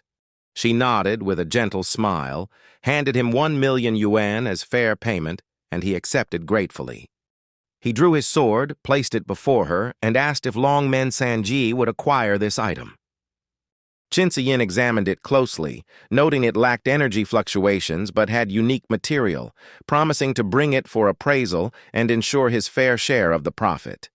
He nodded with slight satisfaction, saying he'd await her news before leaving, inwardly noting Qin-Si Yin's weapon knowledge might ensure stable sales if she saw their value. Holding 1,000,000 yuan, he told himself he hadn't lost out. Back at his hideout, he opened the Hell Gate shard and pondered as the inner darkness whispered that collecting all fragments could lead him to S-rank power or beyond. He was shocked by the concept of S-rank the darkness mentioned. The darkness mused, concluding the shard was still active and urging quick aid for that child, the key to everything. The inner voice warned he'd one day face entities beyond human understanding, debating whether to tell him now, but chose to wait until he grew stronger. Li Jai had now advanced to Quasi-D rank, mastering skills like Dark Knowledge, Dark Morph, Supreme Shadow Clone, and Primary Dark Enhancement. From above, he observed a guard team, 1 B rank, 3 C ranks, and elite enforcers blocking NG Corporation's secret site, a sealed E-rank dimensional gate after a mining accident. He frowned, knowing his strength was still insufficient to uncover the truth, while the inner darkness scoffed that an E-rank gate wasn't worth dissecting. He clenched his fists as painful memories of his parents and their deaths resurfaced vividly. A man tossed a stack of money before him, coldly saying 200,000 yuan was NG's compensation, demanding he sign the death report. He shouted, eyes red, rejecting the money, declaring he wanted the truth, not payment. The man sneered as if hearing a bad joke, then slammed the boy's hand onto a cold table, saying flatly, "I told you already it was an accident. Your parents and the miners died." The boy thrashed wildly, screaming in despair. He protested fiercely. "My parents were both C-rank evolvers. How could they die in a trivial accident? They're still alive. Please, let me in to find them." The man smirked with contempt, eyes looking down on him. "Kid, places like that are full of unseen dangers. Even C-ranks can die anytime." The boy clung to hope, pleading, "But it's only an E-rank dimension. The strongest mutant there can't exceed E-rank. With their strength, escaping should be easy." The man burst out laughing, half mocking, half threatening. "Ah, I see you're after more money, huh? Or maybe you're just begging to die early." The tense atmosphere felt frozen in place. Ning Donghao, the supreme leader of the NG Corporation, and an A-rank evolver entered calmly, his icy gaze fixed on the aggressor. "Let go." His voice cut through pretense like a blade. "I told you to properly console the victims' families. Is this what you call comfort?" The man instantly bowed, fawning. "Kid, take the money. 200,000 can help you through hard times." But the young man brushed him off. his tones steel hard. I don't need money, I need the truth. Ning Dong Hao nodded firmly. All right, we'll investigate and give you a clear answer. Yet the only thing he received was a report accusing his parents of stealing resources, along with a compensation bill worth millions.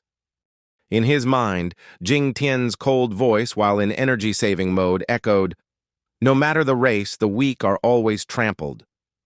He continued, "Instead of complaining, gather more fragments of the trans-dimensional gate. Once you gain absolute strength, can't you overturn any so-called truth with a single word?" He silently agreed, but Jing Tian had long heard all his thoughts. If not for the secrecy of dark energy and the E-rank minor label, it'd have been invited to a team long ago. He muttered, looking at the tiny creature. This Jing Tian sometimes trying to take my body, sometimes helping me grow stronger. Friend or foe? Why does he look smaller? Is his power weakening? If he's really deranged, that promise of reaching S rank might just be nonsense.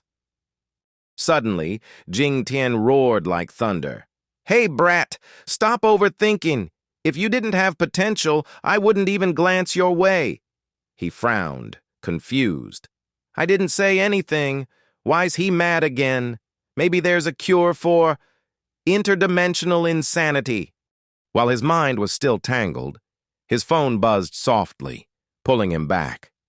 A new mission appeared on the glowing screen like a silent call from fate. In a blink, the scene shifted. Before him stood the shadowy gate to the D-rank Demon Zone ruins of an abandoned industrial site. A voice, half reproachful, half expectant, called, "Why are you late?" He smiled lightly, waving it off. "I came from another E-zone, a bit far." A man recognized him, astonished. "Well, hey, young master, long time no see you're joining this mission too." He sighed with emotion. "You've grown so much. It's been 5 years since the incident with your parents, hasn't it?" Not everyone was friendly. One man sneered that he was just a filthy miner, while the 3 brothers of the Gu family, all Class C evolvers, mocked beside him as the guide nervously explained the mining-related mission. Guda impatiently demanded details, and the guide explained that this was a Class D ghost zone, and the goal was to extract 60 caddies of mystic ice-ore. He thought it was excessive to send 4 Class C evolvers for a Class D mission, noticing their murderous aura. Nearby was Hazy, another veteran Class C mercenary, and he sensed more hidden ones. Then a voice from the comm device, Xue Bao of the Xue Bao gang, announced the deadly hunt.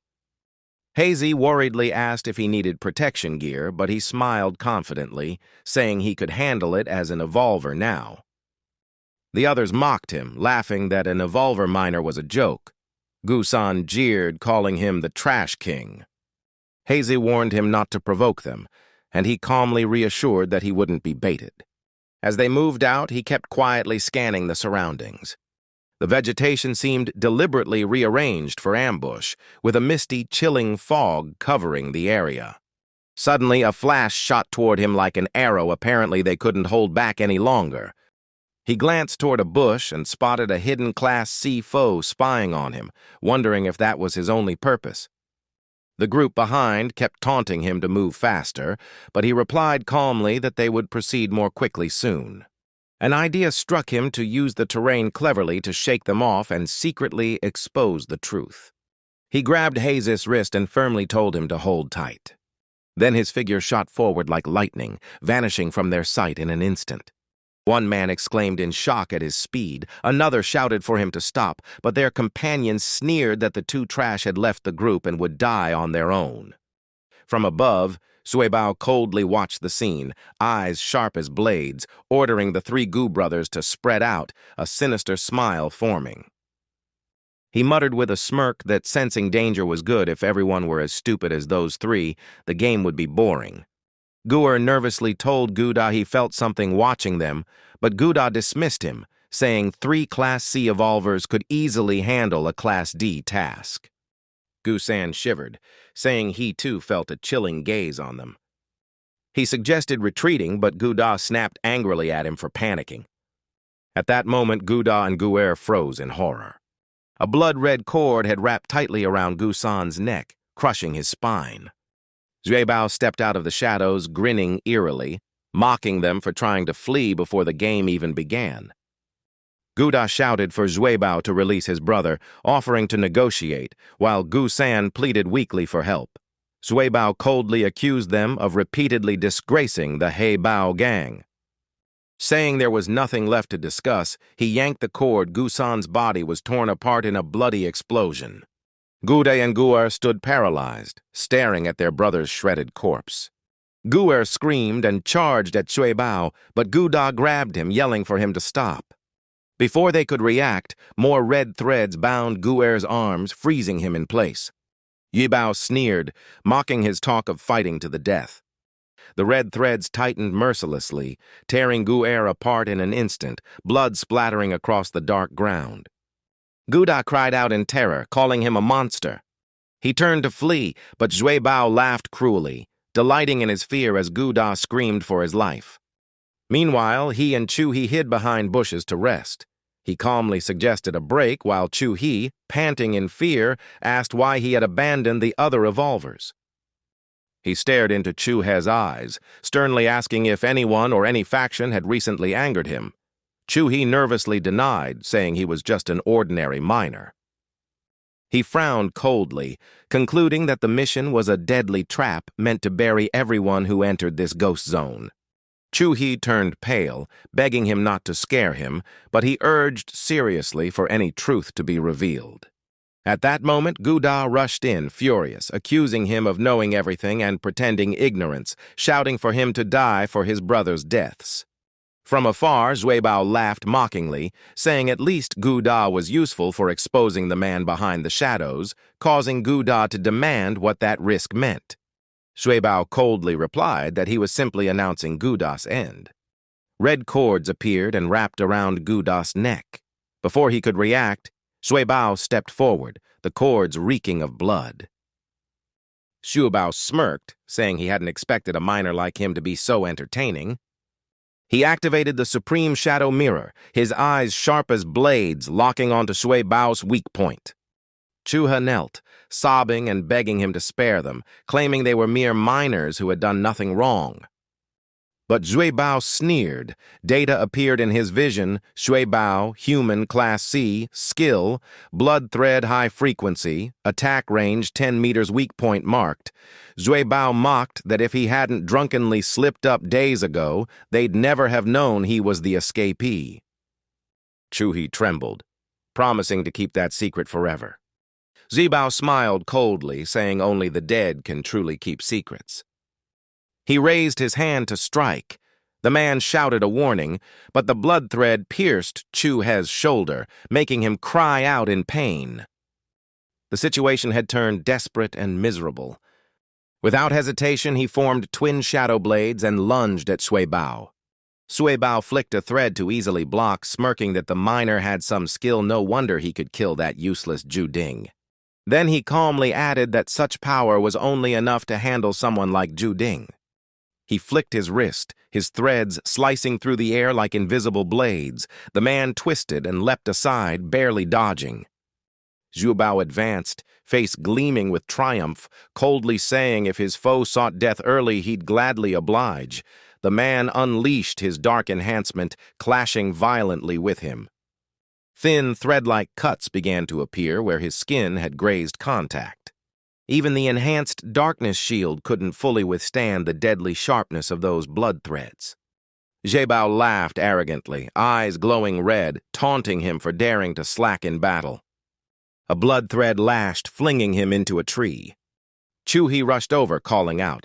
Li Ji was startled. He shouted for Chu He to stay back, saying a one-on-one fight was disadvantageous and they must change tactics.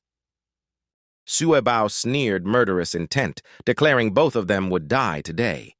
He activated the Supreme Shadow Mirror, eyes flashing as he searched for Xue Bao's weakness. He hurled a volley of shadow daggers at Xue Bao. The blood threads easily intercepted them. Xue Bao mocked that this was all he had.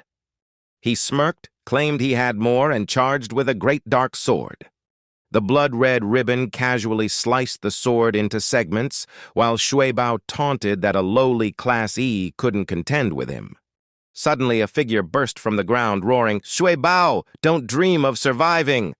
The newcomer transformed his wrist into an illusory rope to strangle Xue Bao, taunting that Xue Bao's arrogance made him vulnerable. His special ability was Xue Bao's Achilles' heel. His true specialty, not flashy tricks, was the art of lethal close-quarters combat. But the blood threads kept winding around the newcomer's neck and head. In a single move, the attacker's body turned to dust and scattered. He was horrified. Could a Class C be slain in an instant? The power gap was terrifying. He urgently told Chu they had to find a way to escape. But Xue Bao didn't pursue rashly, simply glancing like a sharp blade and sneering that running wouldn't be so easy.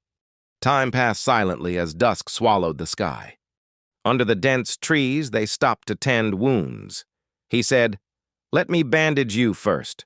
When it's fully dark, I'll find a chance to get you out. But Chu." He shook his head, weakly insisting he'd only slow him down.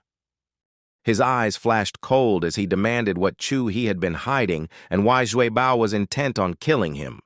Chu sighed heavily, eyes shadowed. "Because perhaps you discovered a real clue about your parents' deaths." He went pale, heart pounding wildly. He raised an eyebrow, incredulous. "What did you just say?" Unable to contain himself, he pressed, "Please explain clearly. I can't bear it any longer." In truth, he wasn't certain, but Xue Bao's pursuit proved Ning Donghao indeed had hidden secrets. Before the mine explosion, his father told Chu he suspected Ning Donghao was secretly running a dangerous experiment inside the mine. Li Ji clenched his hand in fury. His parents not only died but were framed as resource thieves, and Chu kept silent afterward. A tear slid down Chu He's wrinkled cheek as he confessed guilt. He was only a lowly miner who couldn't risk his job to speak out. Li Ji snapped angrily, "So you let my parents suffer that injustice?" Chu bowed his head, saying he was tormented by regret and that a drunken slip had led to the current catastrophe. At that moment, a red shadow streaked in, a blood thread whipping through the air with a shriek. The surrounding trees were blasted aside as if struck by a violent gale. Chu was slammed away, trembling and barely holding on as he looked at Li Ji and whispered, "Goodbye." "I'm sorry, Li Ji, don't bear hatred toward me." A red thread swept across, spraying blood like shattered petals. Xue Bao laughed coldly, recognizing Li Ji as the son of the couple who once interfered with him. He sneered he would send Li Ji to reunite with his parents, but Li Ji roared like a tiger and charged, calling Xue Bao deluded. The clash was brutal, yet Xue Bao's blood threads steadily carved wounds into Li Ji's body. Amid the chaos, Xue Bao laughed giddily, as if savoring a perverse amusement. He taunted that seeing the young master bleeding should thrill him, while Li Ji gritted his teeth and surged forward like a released arrow. Although the blood filaments were dangerous, Li Ji's recklessness outweighed any careful plan. He summoned darkness into a great broadsword, and when Xue Bao fully committed, a fatal opening appeared. "Rip him apart!" Li Ji shouted as the broadsword slashed, severing a blood thread and leaving a deep wound on Xue Bao. Struck, Xue Bao staggered back several paces, stunned and disbelieving. "What?" He rasped between pain and fury, accusing his foe of ruthless brutality. But Li Ji was wounded too, blood seeping from a small puncture, and he feared his strength might be spent. Xue Bao curled his lips, mocking him seductively as he struggled. Blood threads surged in, piercing his body like countless cold needles. Xue Bao sneered that if he weren't a weak Class E, he would have finished him long ago. He yanked the bundle of threads, hoisting him into the air, and taunted him to come kill him if he had the guts. He mocked that killing him with mere glares was laughable. His laughter rang out with vicious delight, reveling in the stubborn fire in Li Ji's eyes and taunting that such defiance thrilled him. He crouched, speaking softly to inflame Li Ji's rage, then promised to reveal a secret. Chu half guessed it. Li Ji's parents didn't die from a mining accident. In fact, they were killed by that man. Li Ji's eyes flared with murderous fury.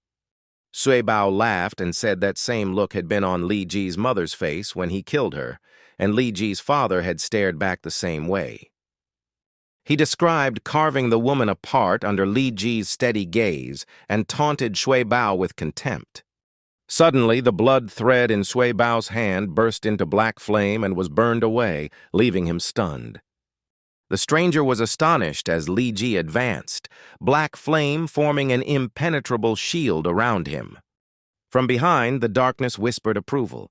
The child could indeed use hatred to trigger dark energy. A notification rang in Li Ji's mind. Dark energy surged. Promotion Complete Darkness bolstered from Tier 1 to Tier 2, and the new skill Shadow Shift awakened, allowing entry into and exit from any linked shadow. Xue Bao Decisive Blade. Actually, Quiet Bao in the text looked on aghast as the grievous wound fully healed. He laughed maniacally in confirmation. The predator lunged with blood threads for the dying cries, but the opponent no longer dodged. Xue Bao sneered, asking if the other was a mere scent to him. Hidden in shadow, Li Ji was the real hunter. Using Shadow Shift, he suddenly appeared behind Xue Bao, causing Xue Bao to taste fear for the first time. Xue Bao was shocked at how explosively the boy's power had risen. He threw a pan.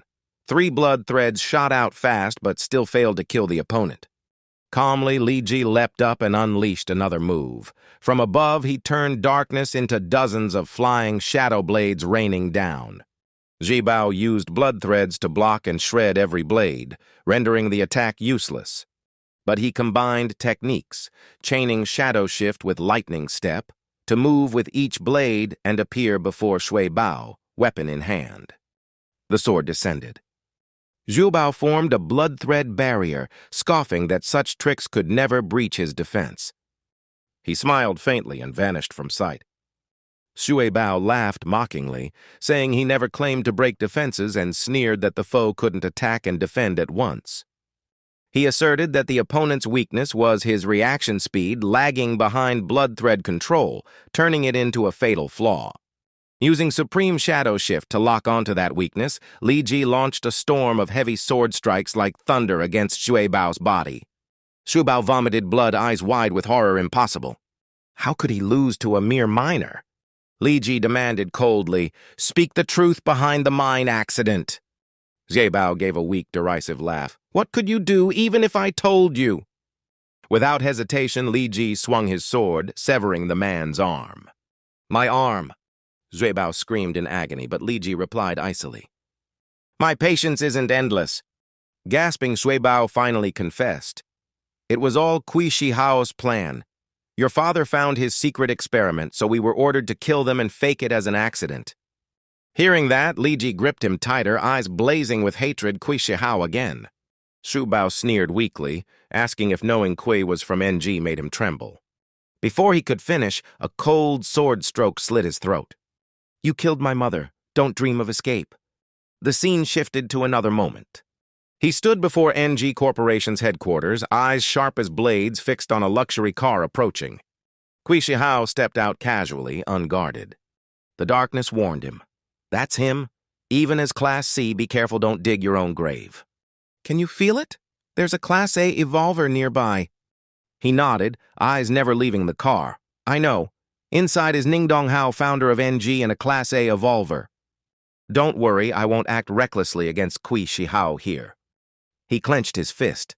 Even so, Xue Bao's words couldn't be fully trusted. "I must find the truth. Was it Qi Shi Hao's order or the NG Corporation's doing? Let's hope Ningdong Hao is innocent. If not, even a Class A will pay in blood." Now he had officially reached Class C, mastering skills like Shadow Archive, Shadow Form, Supreme Shadow Shift, Tier 2 Dark Enhancement, and Shadow Step.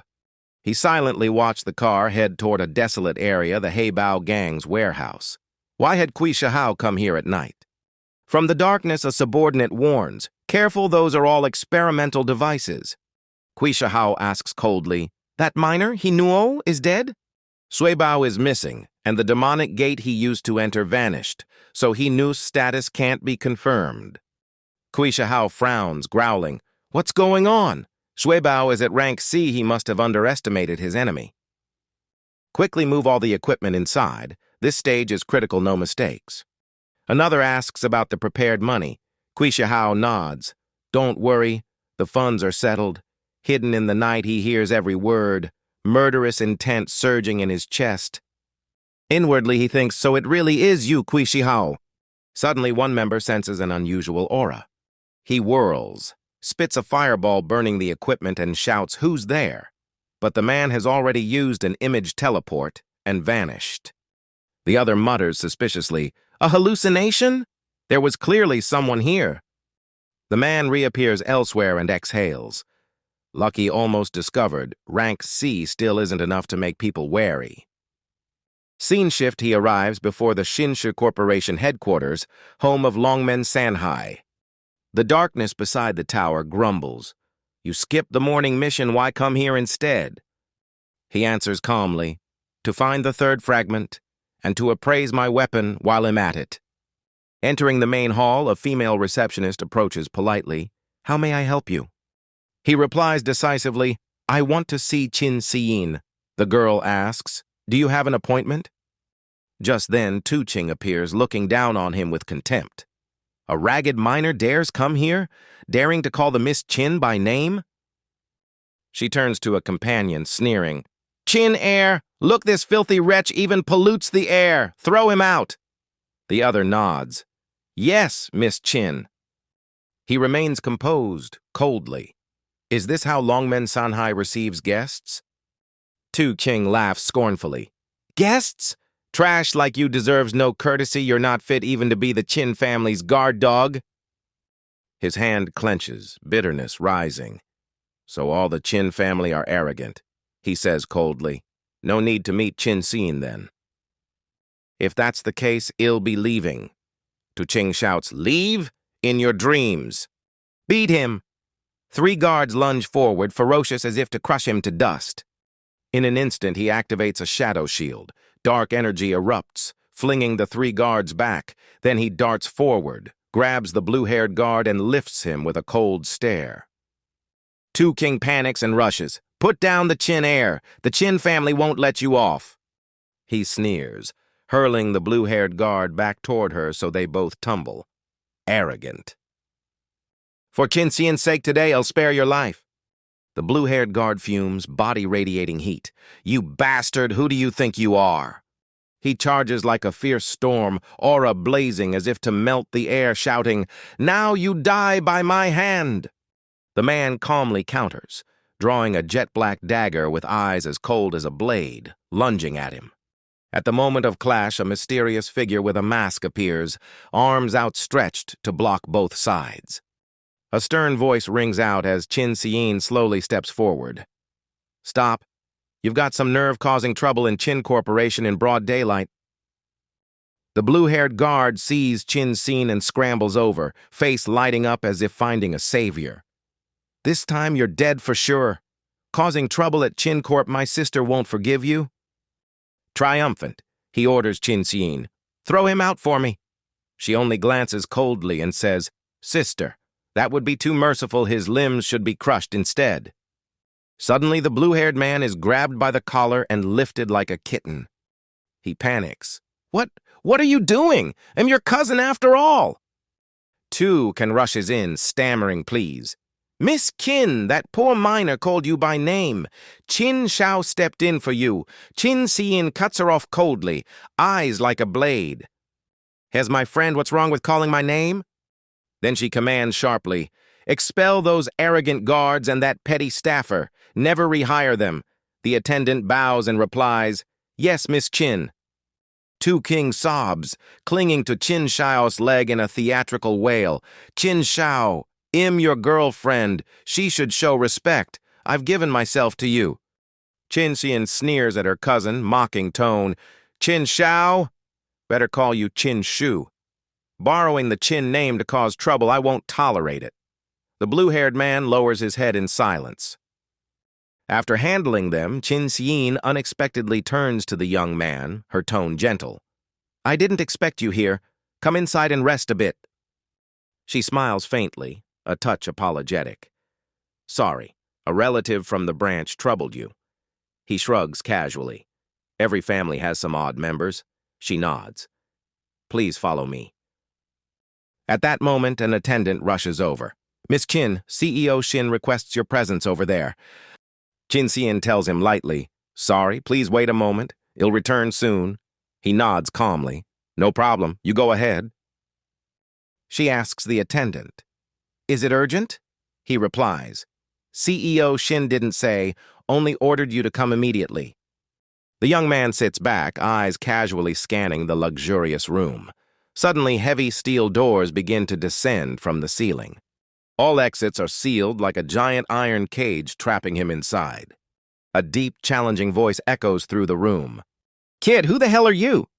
He instantly activates his supreme ocular skill, quietly analyzing the opponent. Human, rank A. Special abilities. Dominating Mind-Eye induces fear, hinders enemy actions, and Raging Thunderfire boosts power and physique. Both are rank A skills. The young man calmly replies, Senior, perhaps you've mistaken me? I'm just a minor. Yet he shudders inwardly. The mental assault is unpleasant, and his shadow defense is useless. The opponent frowns, gaze sharp as daggers, muttering, The dominating Mind-Eye didn't scare him? Humph. A minor? He snorts coldly. I doubt it's that simple. Then suddenly activates Raging Thunderfire, filling the space with thunder and storm. A lightning-charged strike tears through the air toward him, intent on annihilation. He instantly uses Shadow Shift, dodging the attack in a flash. The foe exclaims in surprise, Oh, you blocked one of my blows? That's at least rank B. Still claiming to be a minor? Speak what's your plot approaching Xian? Keep lying and I won't hold back. At that moment, Qin Xian rushes in, pinching the old man's ear playfully yet firmly. Dad, you set me up just to interrogate my friend? Got nothing better to do?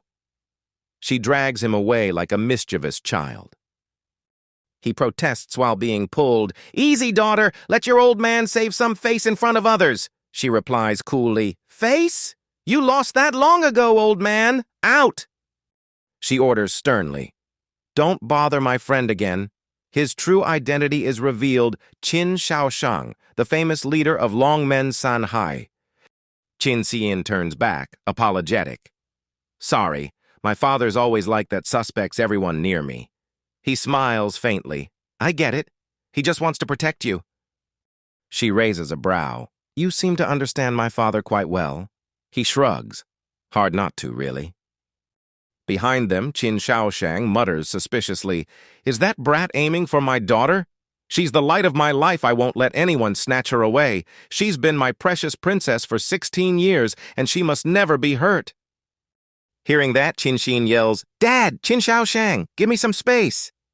Once silence returns, the two sit across each other. Qin Xian hands him a card. Here's 5 million yuan as deposit.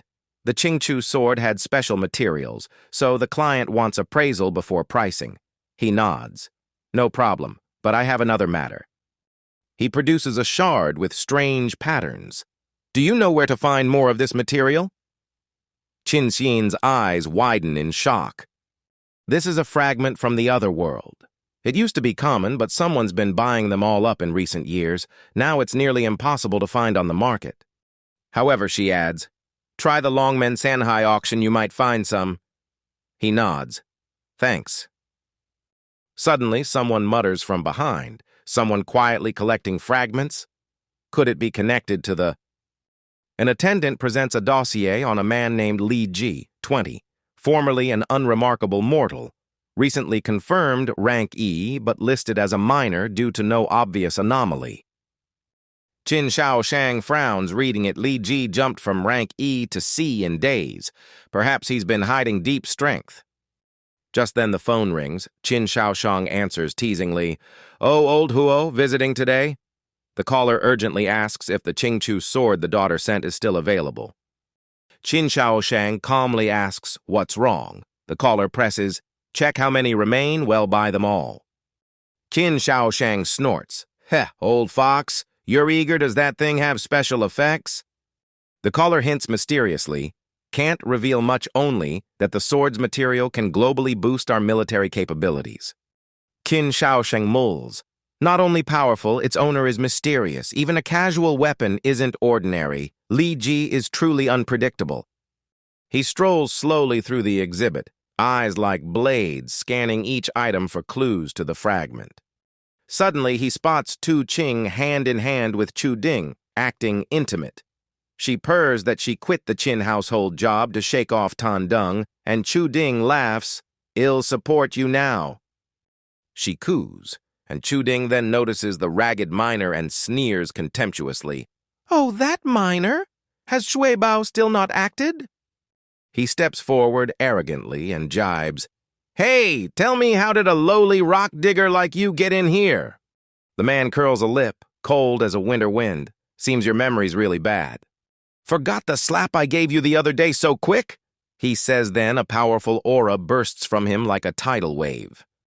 Chu Ding instinctively trembles back and accidentally collides with the person standing behind. The bystander bellows thunderously, "What are you doing here?" Chu Ding panics, stammering, "He is Xue Bao." Chu Ding hastily points. "It's him who approached you." The man called Xue Bao burly, eyes like daggers, snorts coldly. "You touched my man. That's a slap to the Black Panther gang's face." As he speaks, he roughly grips the other's shoulder, trying to force him down in submission. But the ground cracks beneath the man's feet while he stands firm as stone, voice colder than an icy peak. "You want me to kneel? Keep dreaming." Xue Bao grits his teeth, eyes blazing. "Didn't expect such a tough miner. Do you even know who you're facing? Daring to provoke the Black Panther gang? Are you tired of living?" At that instant, Qin Xin appears, her voice sharp as steel. She points at Xue Bao, declaring this place belongs to Longmen Sanhai.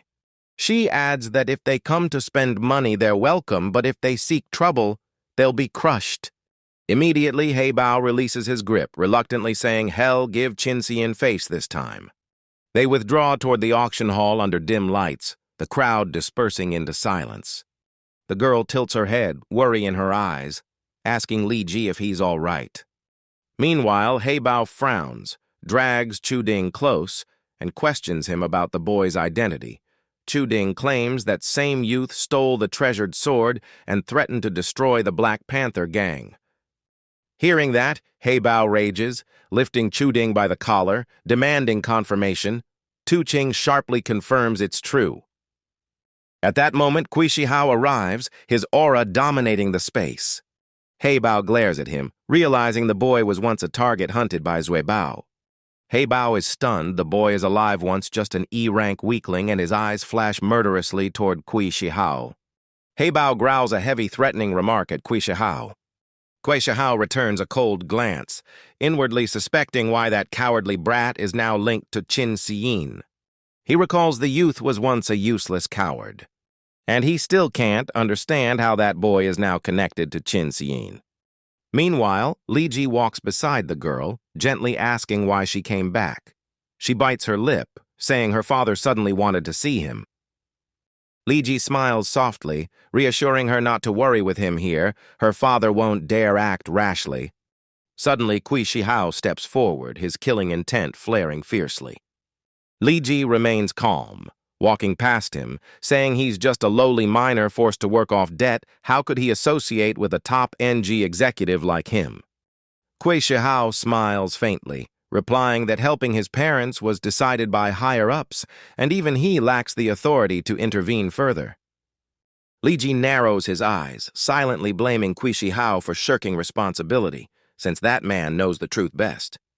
He pauses, speaking lowly, "Paper can't wrap fire. Too many unjust acts bring retribution." Offended, Xue Bao grits his teeth, about to strike, but Xue Bao raises a hand coldly, reminding him this is Qin Shaoshang's domain, no rash moves. Xue Bao's gaze flickers with malice. The boy knows too much, so he decides to have him eliminated soon. The girl leads Li Ji to her father, softly saying, "Father, I've brought Li Ji as you asked." Just then, a loud voice announces the auction's official opening. She smiles charmingly at Li Ji and whispers, The auction's begun. Talk with my father first. I'll alert you if your item appears. He nods gratefully.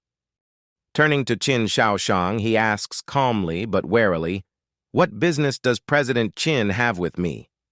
The old man sets his glass down and gets straight to the point.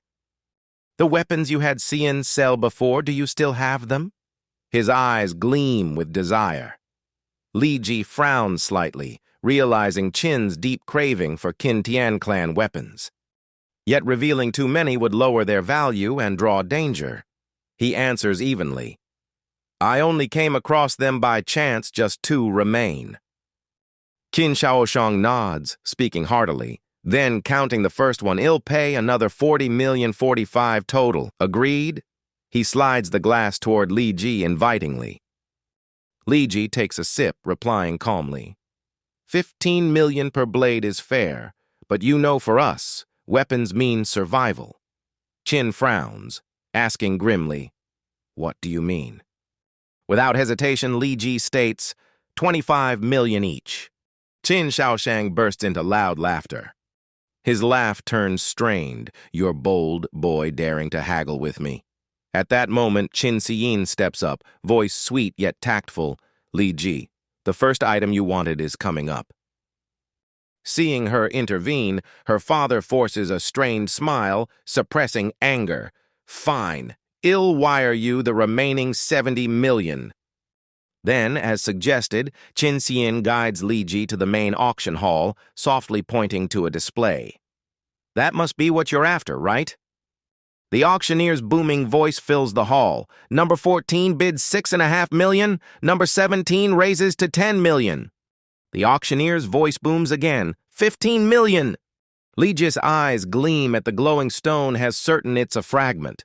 With over 70 million in hand, he can compete. Without hesitation, he raises his paddle. 30 million. The pain of the cost stings, but he spends to assert dominance. The host calls. Bidder number 9 offers 30 million. Any higher? From afar, Xue Bao grits his teeth, seeing it's Li Ji. 30 million once, twice. Suddenly, Xue Bao raises his paddle. 50 million. He glances at Li Ji challengingly, testing how deep the boy's pockets run. 50 million. Bidder number 2. Li Ji immediately counters 60 million. Qin Shaoshang chuckles bitterly, remarking that the item isn't worth it and warning against wasting money. Qin Xiyin agrees, noting the piece used to fetch only 10 million. Li Ji merely presses his lips, eyes cold toward Xue Bao, determined to fight to the end. He quietly asks Qin Shaoshang about the financial strength between their 2 corporations. Who truly has the greater capital? Qin Shaoshang admits Qin Corp is stronger, but why should he help? Just then the auctioneer calls, 70 million, bidder number 2. Li Ji throws 2 swords onto the table, declaring firmly that this is why. Those blades were ones he'd bought before. He warns that the opponent's funds won't be enough to compete fairly. Qin Shaoshang stares at the weapons, astonished, wondering how many more the boy still has. 70 million? First call. Qin Xiyin scolds her father, saying with that little money he's overreaching if Li Ji won't add, she will. Qin Shaoshang nods. 70 million, second call. Qin Xiyin hurriedly grips Li Ji's arm. Li Ji thinks fast. If he delays, villains will snatch it. He also realizes the rich see hundreds of millions as pocket change. He raises his paddle high, voice firm. 100 million. The auctioneer shouts, bidder number 9 offers 100 million. Xue Bao refuses to back down. Eyes sharp with purpose, the item is vital for his corporations. Secret missions he pushes to 200 million. 400, then 500 million, the crowd buzzes, sweat forming. Are they insane over this fragment? Xue Bao snaps at Xue Bao, saying the brat is clearly defying them and unworthy to compete. Xue Bao lifts his paddle again, coldly announcing a shocking sum, 1 billion. The auctioneer is stunned. 1 billion, then cries, bidder number 2 offers 1 billion. Qin Xiyin squeezes Li Ji's hand anxiously, warning that the villain is provoking him. Li Ji stays silent, eyes icy, deducing that Xue Bao wouldn't take such a loss unless Qin Shaoshang was involved. Xue Bao smirked provocatively, warning the boy to think carefully. It had reached 1 billion. Could he really supply that many weapons? Tan Sien interrupted irritably, insisting she'd fund it if needed and begging her father not to complicate things. Li Jai shouted to hurry before the villain took it, raising his sign and boldly bidding 2 billion. The auctioneer immediately announced, 2 billion? Bidder number 9 offers 2 billion. Any higher bids? Xue Bao gnashed his teeth, muttering disbelief that the boy had such massive funds. Some whispered it was thanks to Tan Xiaoshang's backing. Otherwise, how could that kid possibly have 2 billion? 2 billion was called once, then again amid the murmuring crowd. The hammer fell. The host joyfully declared bidder number 9 the winner of the unnamed item. Tan Sien cheered and grabbed Li Ji's arm, ecstatic. She couldn't hold back laughter, seeing the villain humiliated. Tan Xiaoshang coughed lightly, eyes stern, reminding that even after deductions, Li Jai still owed over 70 million. He coldly asked if the boy could truly match the weapon quantity. Li Jai pressed his lips, saying rarity made it valuable, quantity couldn't compare by old prices. He snapped his fingers and a pile of gleaming weapons instantly appeared on the table. The number exceeded 100, estimated to cover the 2 billion. Tan Xiaoshang smiled approvingly, praising his honesty and strength. His calculating gaze saw potential for the corporation. He turned to Tan Sien, signaling her to call Li Jia closer. He advised that next time, report any interesting deals. Seeing his daughter's bright smile, he frowned, thinking the boy better not get close before submitting. He told Li Jai the auctioned items could be claimed, then softly warned him, to which Li Jai replied, "Thank you, President Tan." Before parting, he added a warning. There are methods beyond your grasp, and the NG Corporation is no simple foe you can't overturn all alone. He suggested cooperating with like-minded allies and offered contact if needed. In the distance, Bao took a call, his voice low. Understood. He turned to Xue Bao, eyes sharp as blades, asking if Tan Xiaoshang and his daughter had left, so would Li Ji, or they retrieve the fragment. Xue Bao smirked coldly. Wait until he leaves Longmen Sanjai's influence, then strike. No more mistakes. A giant creature cloaked in thick darkness suddenly lunged toward Li Jai, its violent aura devouring the world. Teams nearby leapt into the air to evade the fierce assault. On Li Jai's arm, 4 throwing darts gleamed coldly. Didn't that dragon realize the bigger the body, the more blind spots it had? He instantly hurled all 4 darts toward the target, his motion as sharp as death's blade. But when they hit the thick scales, they bounced off harmlessly, leaving no mark. Li Jai frowned, his gaze growing serious. He muttered, "Why does its dark enhancement have such defense?" The Dark One sneered, "Still holding back? With your current strength, you'll only tickle it." Li Jai took a deep breath, eyes fierce, locking onto its weak point as both hands turned into icy blade edges. The Dark One warned, fail to subdue it, and the first floor trial ends in failure. Li Jai lunged forward, slicing wildly with terrifying force, but even at full power, his blades only scraped the scales without cutting them. The Dark One observed silently, noting, his darkness control and shadow squad skill are stable, but more pressure is needed. He suddenly appeared behind the dragon, voice low. "Hey, hungry, aren't you? You'll feast today." The dragon's eyes flared, drool gushing as it eyed Li Jai like a delicacy. It lunged, jaws wide, moving like a hunting beast, eyes blazing with hunger. Li Jai dodged swiftly, shouting, "Hey, has your pet had its shots? It's gone rabid." The Dark One laughed. "You drained its energy, now it sees you as perfect nourishment. Morality means nothing to it." Li Jai scowled, yelling while evading, "Fight properly! Why bite? If you're hungry, try this." From the darkness, he summoned piles of chicken legs he'd stored for food shortages. "Behold my ultimate technique!" The chicken legs flew toward the dragon, grabbing its full attention. It instantly snatched one, devouring without noticing anything else. At that moment, Li Jai's dark tendrils lashed out, binding the massive creature.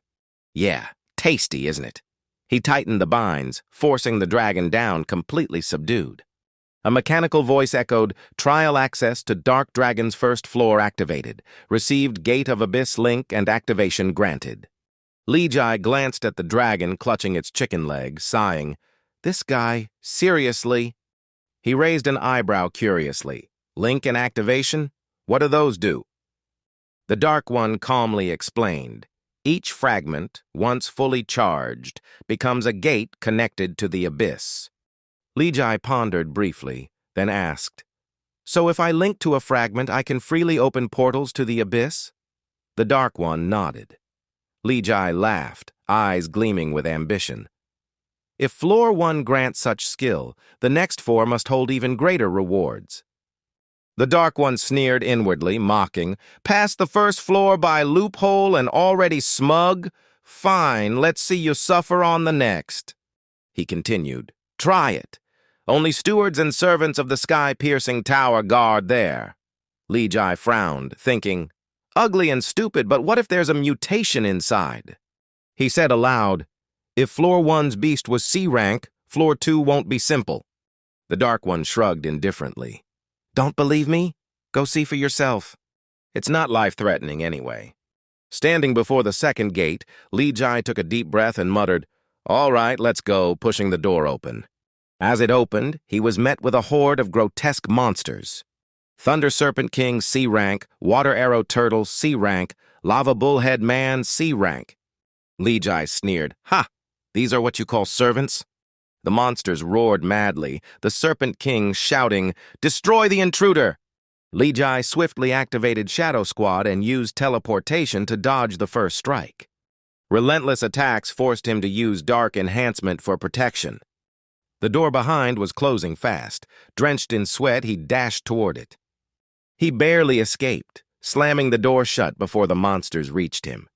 Wiping his forehead, Li Jai glared at the Dark One, fuming, "You did that on purpose? Those are your so-called servants?" The Dark One smirked calmly. "I didn't lie. They are servants, your power's just too modest." Li Jai frowned. "And that lava bullhead, what's its job?" The Dark One shrugged, unfazed. "Sound repair. The serpent provides power. The turtle cleans floors. The mutants lift cargo, wash dishes, clean stalls. Everyone has their role." His sinister smile hinted at a new game unfolding. Just then, a notification sounded, detected an approaching A-rank entity. Li Jai instantly exited the trial space, muttering, "Took it long enough to show up." In the living room, Tan Shaoshang stared at him, voice low. "I heard from Xiyin you plan to deal with the Black Panther gang?" Li Jai nodded firmly. "Yes, he Beos gang has targeted me first. Rather than wait, ill strike. At Longmen Sanjai, they keep provoking me. I haven't acted yet, do you know why?" Tan Shaoshang questioned why that man still remembered him. He replied it was likely to avoid disrupting the balance indeed.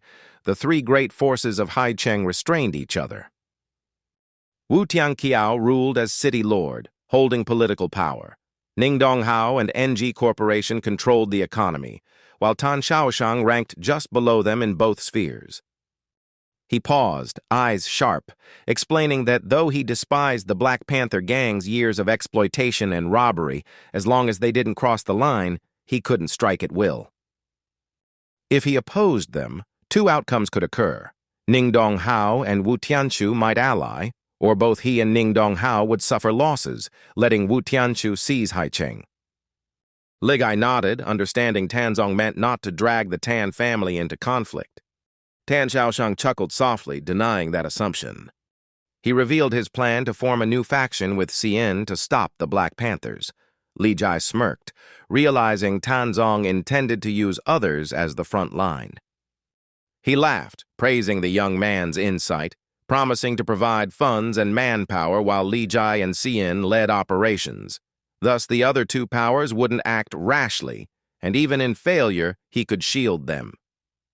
Li Jai nodded, eyes showing respect after one night. Tanzong had devised such a precise strategy. Tan Shaoshang snorted, saying if not for his daughter, he wouldn't bother.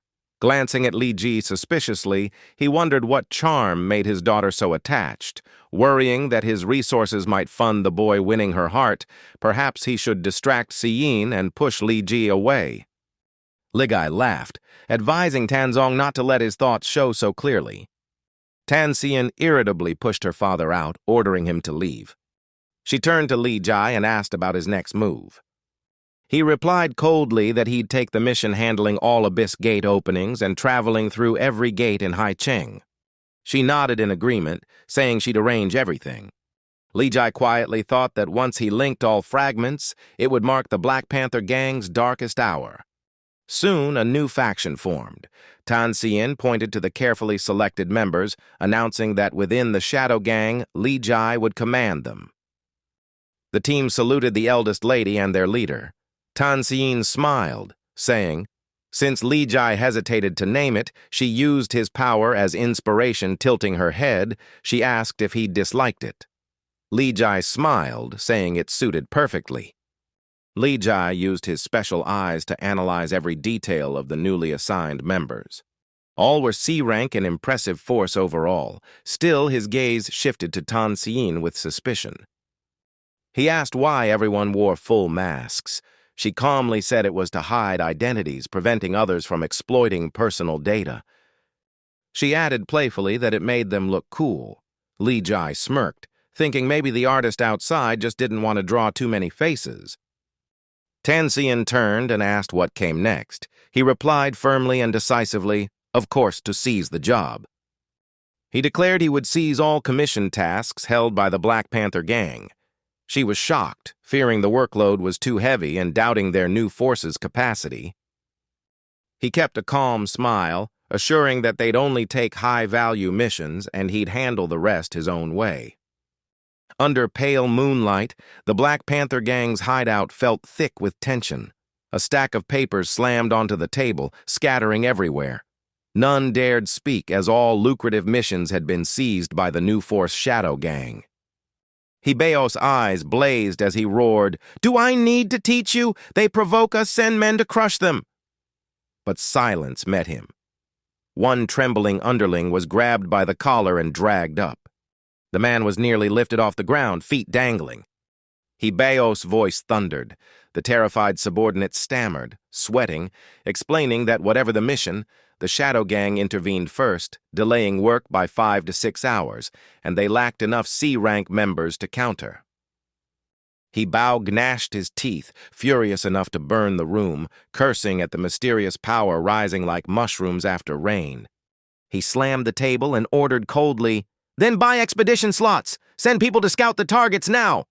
A subordinate bowed nervously, reporting that all local expedition slots had already been bought by shady individuals. Hibeo's glare turned the air icy. He growled, "I don't care if you steal, rob, or overpay, get our men in. Miss this profit chance, and you alone will pay." The underling bowed repeatedly and bolted like a man on fire. The scene shifted to Tan Xian. She stood in the shadows, communicator in hand. A deep male voice came through. Understood. Her lips curved slightly, eyes sharp as blades. The Black Panther gang had spent heavily to repurchase expedition slots. Before her stood a young man with a calculating smile, asking why she was so sure the enemy would pay that much. Tan Xian shrugged mockingly, saying they'd never let the quarter's biggest profit slip away. The young man frowned, signaling for her to elaborate, still not fully grasping her plan. Li Jai began explaining as Tan Xian walked slowly, dim light casting over her cold, composed face, highlighting her depth. This scheme involved the hidden rules of the mining zones. There, mine chiefs and managers, hungry for extra profit, secretly withheld rare ores or strange items, sneaking them out before inspections for illicit sale. In the past, the Black Panther gang exploited mercenary missions to infiltrate agents, identifying targets for plunder. Because all goods were hidden and lacked legal paperwork, victims wouldn't report robberies. But with that route blocked, they must now pay to buy expedition slots into the other world. The young man nodded with approval, but warned that even high prices only yield a small cut. Tan Yin smiled, her gaze unusually sharp. Li Jai stood and waved his hand. The air trembled. A swirling energy formed and opened a silver starry gate. Tan Yin gasped, "Is that an interdimensional gate?" He nodded, stating he had marked every interdimensional entrance in Haicheng and could open a small door to any area. The plan was to tail those who bought expedition slots to trace Xue Bao. Tan Yin brightened, excitedly saying they could then annihilate them. Brilliant. Li Jai warned the gate locations must remain secret. She should pick trusted personnel and wait at his command. Tan Yin suddenly stepped forward, grabbed his hand, eyes shining with eagerness. "I want to join. I love righteous adventures like in stories." Li Jai smiled softly, warmth rare in his eyes. "Then let's wipe them out together," he replied. Scene cuts to a rugged winding road. Several cargo trucks slowly rolled toward the mine. Beside a pile of goods, a man said confidently, "Lao Wang, this shipment will bring huge profits," and Lao Wang promised they'd get their shares. The group nodded, but as the truck prepared to turn, a gigantic boulder suddenly rolled in and blocked the road. The driver frowned, assuming a natural accident, and tried to detour while politely thanking everyone. At that moment, another enormous rock fell from above, embedding itself exactly where they planned to steer. "Watch out," the driver shouted, instantly swerving. "What the hell?" someone screamed, but before they steadied, more boulders thundered down, sealing all escape routes. The truck lurched violently, occupants tossed about, then slammed head-on into a large stone blocking the way. "What's happening? Is the cargo damaged?" A panicked voice called amid the chaos. A young man appeared, a smug, satisfied smile on his lips. "Cargo's safe, but you lot?" he sneered, gesturing as massive rocks hurled toward the panicked people. Someone cried, "It's an evolved! Run!" A scream ripped the air, but the young man only laughed. "Oh? Why rush off? This tycoon hasn't finished his fun yet." At that moment, a shadow appeared like a phantom, voice cold as night. "Ha! Let me join the fun." The youth hadn't reacted before the other used a shadow dodge to appear behind him like wind. "Which dog made my waves shift?" he snarled, summoning stones. But Li Jai was faster, his arm like a claw seizing the man's face. Robbery is contemptible. Treating lives like trash is unforgivable. A brutal shove smashed the man's head into a rock, leaving a deep dent. He stammered, "Who are you?" "I'm telling the truth, don't act, or my brothers won't spare you." Li Jai sneered coldly, "You mean those D-rank guys?" Immediately his C-rank evolvers surged forward and easily toppled the thug's lackeys. "What is this?"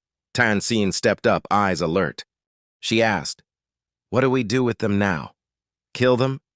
Li Jai shook his head, a sly look in his eyes. "Killing them would be too easy for Xue Bao. I have a far more interesting plan."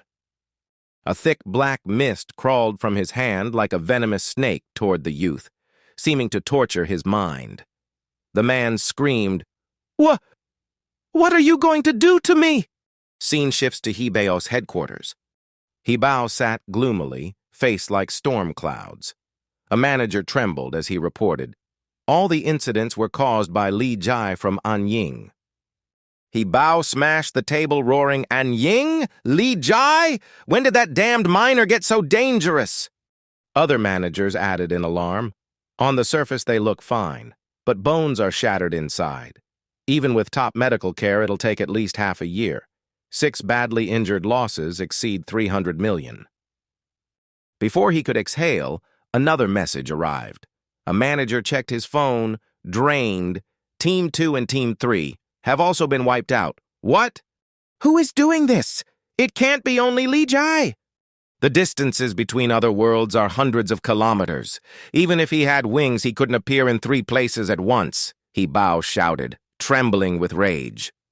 A manager handed him a tablet. A surreptitious video played showing Li Jai emerging from mist with a cold, hellish smile. Filming secretly? Li Jai's voice in the video was calm and taunting. Bao, your men are so weak, maybe you should come yourself for fun. So many of them. His tone remained uncanny. If they end up hospitalized for a year, that'll cost a pretty sum, won't it? Xue Bao trembled with fury, crushed the tablet in his hand, and snarled, "Damn you, Li Jai! I swear I'll grind you to dust!" The scene shifts to a gloomy forest hiding a secret warehouse of the Xue Bao gang. Qin Xiyin scans the terrain warily. "Li Ji, why did we sneak in here?" He answers calmly. "While tailing Xue Bao, I found their warehouse nearby. After days of disrupting them, I expect Hell lead this mission himself." Qin Xiyin smirks, eyes clever. "So you plan to raid the warehouse while Xue Bao is away?" "Exactly." He nods, and a phone suddenly rings. A voice on the line. "Leader Li, Xue Bao has departed for Otherworld number 3. Good, keep monitoring." He looks at Qin Xiyin, confirming, he really is leading them. For safety, he'll step out to cause a distraction and buy you time. She frowns. "But Xue Bao is rank B, shouldn't Duan now go with you?" He shakes his head, smiling confidently. "No need, I don't plan a direct confrontation. Duan now would only get in the way." He opens a shimmering dark portal. "Don't worry, if anything happens, I can step through the gate and return immediately." Qin Xiyin nods, voice low. "Be careful." In Otherworld number 3, Xue Bao stands imposingly, directing henchmen hauling crates and laughing, "We're rich. This is all top quality." A flunky flatters. "Big brother is the best. When you act, even Li Ji keeps quiet." Xue Bao's smile suddenly fades. His expression turns serious. He spins around, eyes blade sharp. "Who's there?" A pitch-black rope suddenly coils around a henchman's neck and lifts him high. The man dangles mid-air, limbs thrashing in desperation. Li Ji steps from the dark, voice cold. Observation ability rank B, not bad. The henchmen panic, drop the cargo and cluster together. Li Ji remains calm. "No need to be tense, I'm just a minor." The dangling man screams, "Big brother, save me!"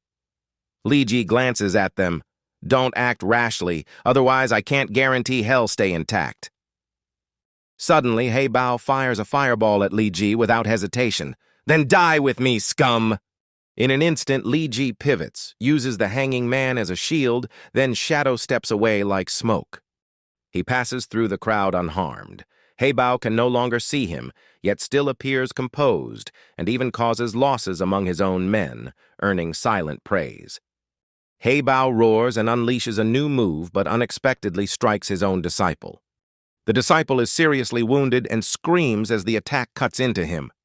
Li Ji reappears elsewhere, mocking that endangering his henchman was inevitable. A trembling flunky, eyes wild at the sight of his dangling comrade, begs him not to provoke. Xue Bao's eyes redden as he orders the scene replayed. Killing intent flaring, he declares his men's lives mean nothing if he can destroy that man. He roars that this time the enemy will have no escape, unleashing the wide-range fire dragon fist. Flames explode violently, black smoke rising, his henchmen panic and scream to flee. Li Ji keeps a cold smile as if everything proceeds exactly as planned.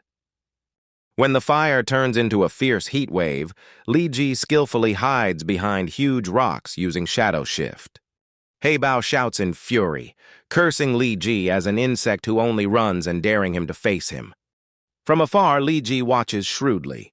Knowing Xue Bao's rank B perception isn't to be underestimated, he senses the time is near. He smirks mockingly, wondering how his own expression will look once he returns. Night falls. Xue Bao returns to the warehouse only to find ruin, roaring in rage and demanding to know what happened. A trembling subordinate reports that it's related to Bing An Ying and Miss Tan, who brought 2 rank Bs and over 10 rank Cs, leaving them helpless. Xue Bao walks slowly, eyes icy, contemptuous of that word helpless. He grits his teeth and suddenly burns a disciple alive. The man begs for mercy before turning to ash. Xue Bao turns away, murderous, reasoning that Li Ji's sudden helpers must come from Tan Xiyin. Then he vows not to be merciful. Madness flashes in his eyes. He questions whether things end here, stressing the warehouse holds all his assets worth hundreds of millions. The man beside him, Hao, suggests thinking carefully and offers to lend men to attack the Tan family. Xue Bao roars that even if Tan Xiaoshang is away from High City, Tan Xian is not someone they dare touch. Kui Shihao gently lays a hand on his shoulder, voice deep as from a cavern, advising, "This is the experiment's critical phase. Swallow your hatred and endure." Xue Bao jerks away, eyes blazing. "Kui Shihao, I can't take it anymore. Let's kill Tan Xian and Li Ji, then leave High City." But suddenly the space tightens, turning dark and suffocating. Behind Kui Shihao, monstrous forms appear, radiating crushing pressure. He says coldly, "If you wish to die, I'll gladly send you ahead of schedule." Xue Bao instantly kneels, sweat pouring like rain, frozen in fear. Qi Shihao continues, his voice like war drums in the night. "I told you don't let greed destroy the plan. If the experiment succeeds, I'll personally help you wipe out the Tan family." Xue Bao bows, trembling. "Yes." But as Kui Shihao turns to leave, Xue Bao grits his teeth, cursing, "Damn it, he doesn't care about my losses. I've never been humiliated like this." He snorts inwardly. Does he really think I can't deal with Tan Xian without him? Inside a car speeding through the silent night, Tan Xian sits quietly, eyes reflecting streetlights, softly saying to Duan Nao, "Li Ji is truly clever, don't you think?" Duan Nao, driving, laughs. "You sped up because you miss him, huh, young lady?" Tan Xian blushes, replying weakly, "Nonsense." "Come on, you've mentioned Li Ji's name 24 times today," Duan Nao teases, smirking. "I did not," Tan Xian protests. But her words cut off as Duan Nao suddenly yells, "Watch out!" A huge truck rushes straight at them, clearly intending to crash. Duan Nao shields Tan Xian, breaks the door, and leaps out. The car is smashed violently, dragged screeching across the road. Water from the tanker sprays everywhere like a heavy storm. Flames suddenly ignite, engulfing the car. Duan Nao shouts anxiously, "Miss, are you all right?" Tan Xian shakes her head firmly, "I'm fine." At that moment, Xue Bao steps from the shadows, a cruel smile slashing across his face. "How have you been lately, Miss Tan?" Her guards react instantly. "Protect the lady!" Tan Xian stares sharply at Xue Bao. "You're overconfident. Do you really think a few punks like you can touch me?" But suddenly her head spins and her body feels heavy as if sinking underwater. She mutters, "What is happening?" Duan Nao realizes it and shouts, "The water's tainted!" Xue Bao smirks slyly, saying he wouldn't attack her without certainty. He reveals the liquid on them is spider venom, potent enough to knock even pseudo-rank A unconscious for 10 hours. Duan Nao yells for the lady to run, but Xue Bao closes in. His fiery hand grips Duan Nao's neck, the searing force making him stagger. The loyal man still lunges forward to shield his master. As always, the righteous protector meets a tragic end. Flames engulf Duan Nao's body. Tan Xian falls to her knees, eyes brimming with tears, crying his name. In a sealed chamber, heavy air fills the space. Li Ji is deep in training. His figure flashes past wooden pillars with terrifying speed. His shadow step technique flows ghost-like and fluid. Within mere seconds, the wooden posts are shattered into fragments. A shadowy figure nearby nods approvingly. "Li Ji, your control has greatly improved." He humbly replies that he's still only rank C and asks not to be addressed differently. The phone rang non-stop and the shadow teased that Tan Xian was calling.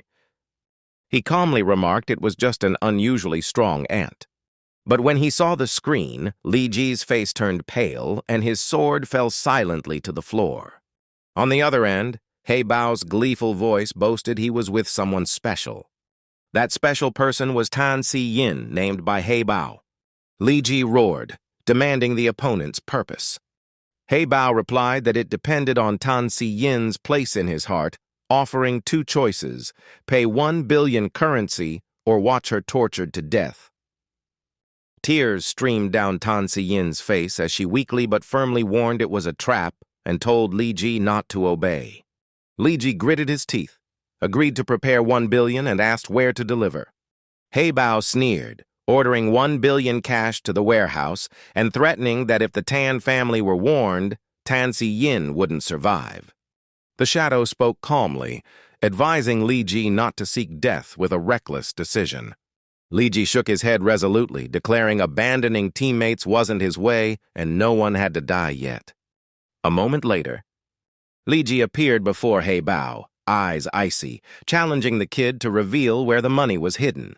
I requested to meet Tan Si-yin before the exchange, voice steady, and Xue Bao nodded. Xue Bao commanded, "All right, bring out Miss Tan." A distant platform gradually moved closer. Tan Si-yin was tightly bound, glaring lights covering her slim figure and her mouth sealed with tape. She was slowly lowered by the hanging rope. Li Ji opened his storage space and threw out a bundle of cash worth 1 billion. Li Ji's teammates confirmed the money was real. Voices trembling but clear. Li Ji glanced at Xue Bao with a cold, stoic face, asking if Tan Si-yin could be released after payment.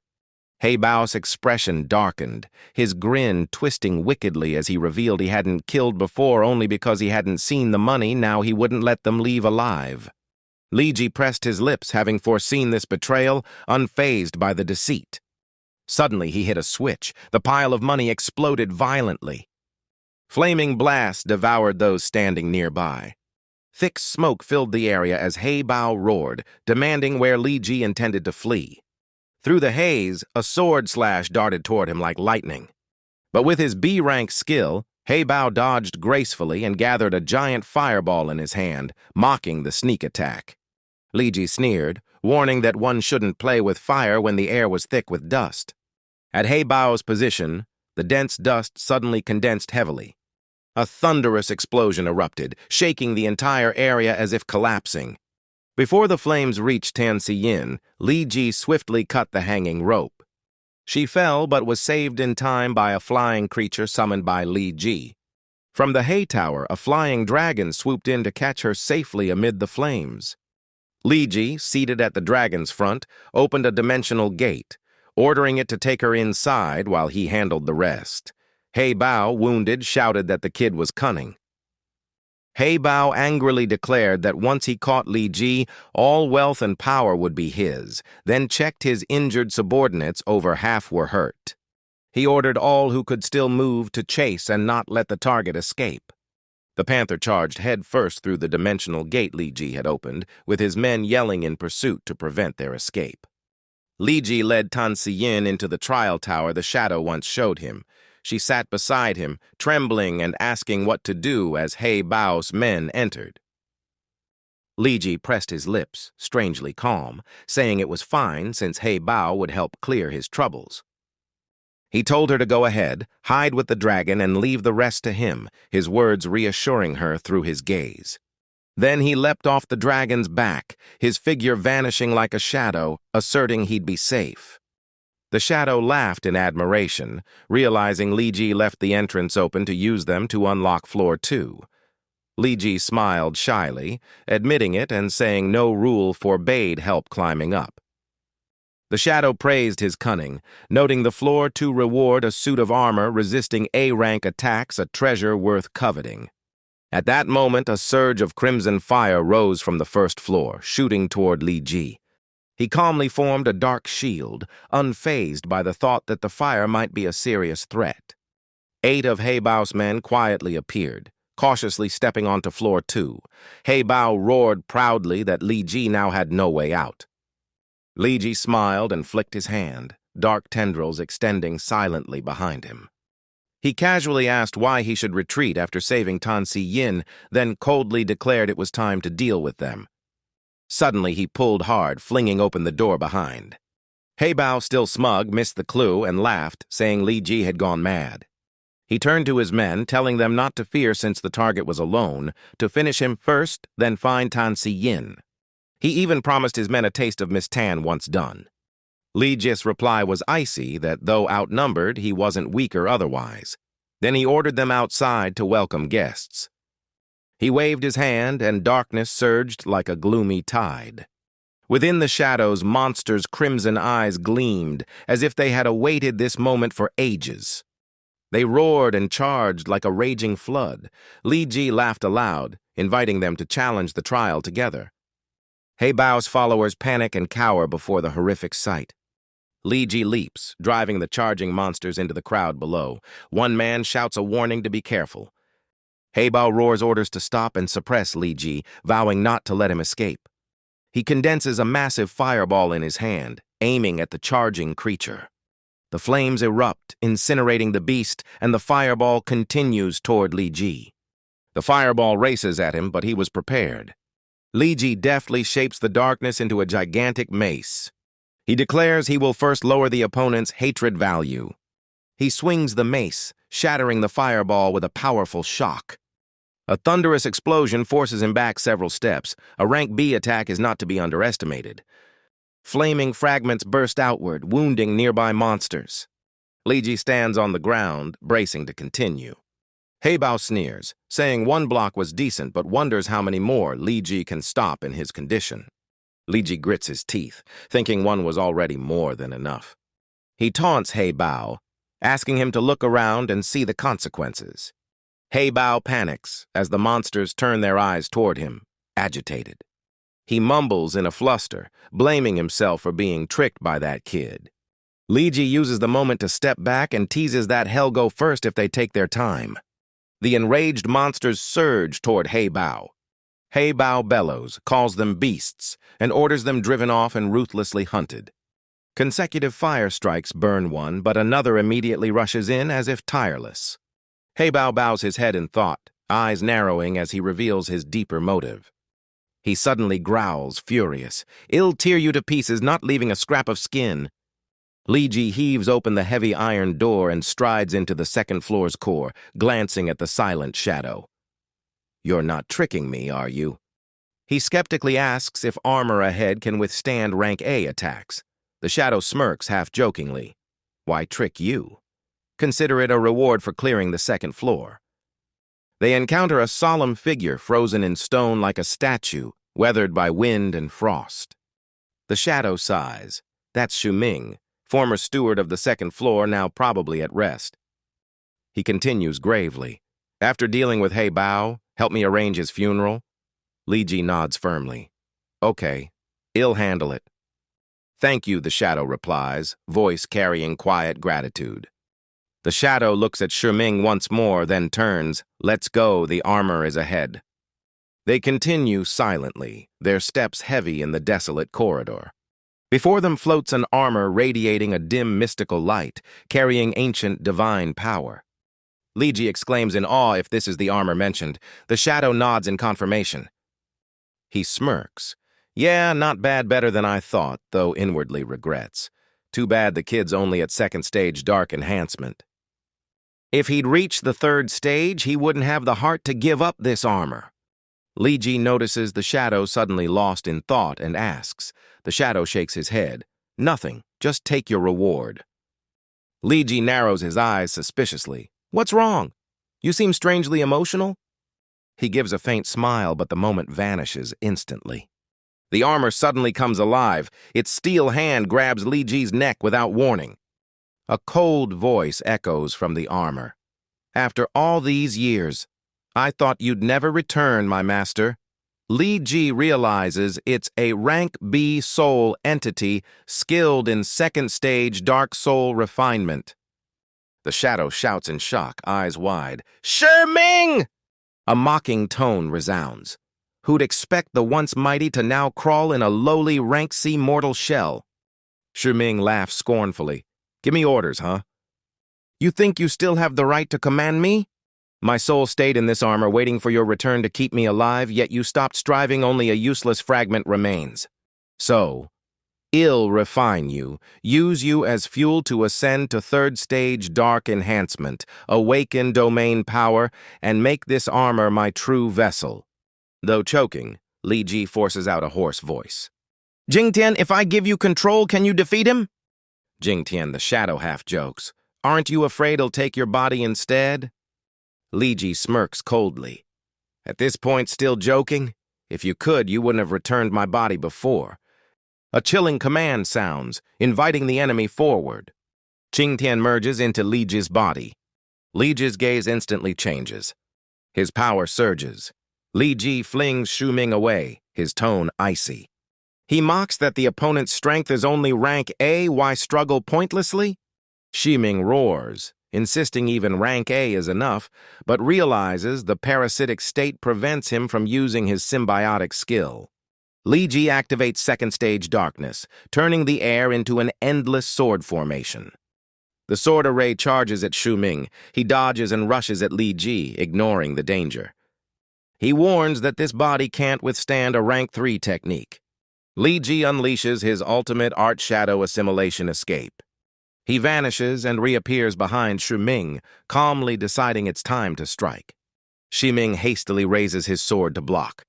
He sneers, mocking that Li Ji's second state form won't last long. He repeats it won't hold. Jing Tian inside asks if Li Ji can endure, and Li Ji grits his teeth, saying he can. Blows rain down, but Xue Ming doesn't dodge, trusting his armor can't be pierced by such attacks.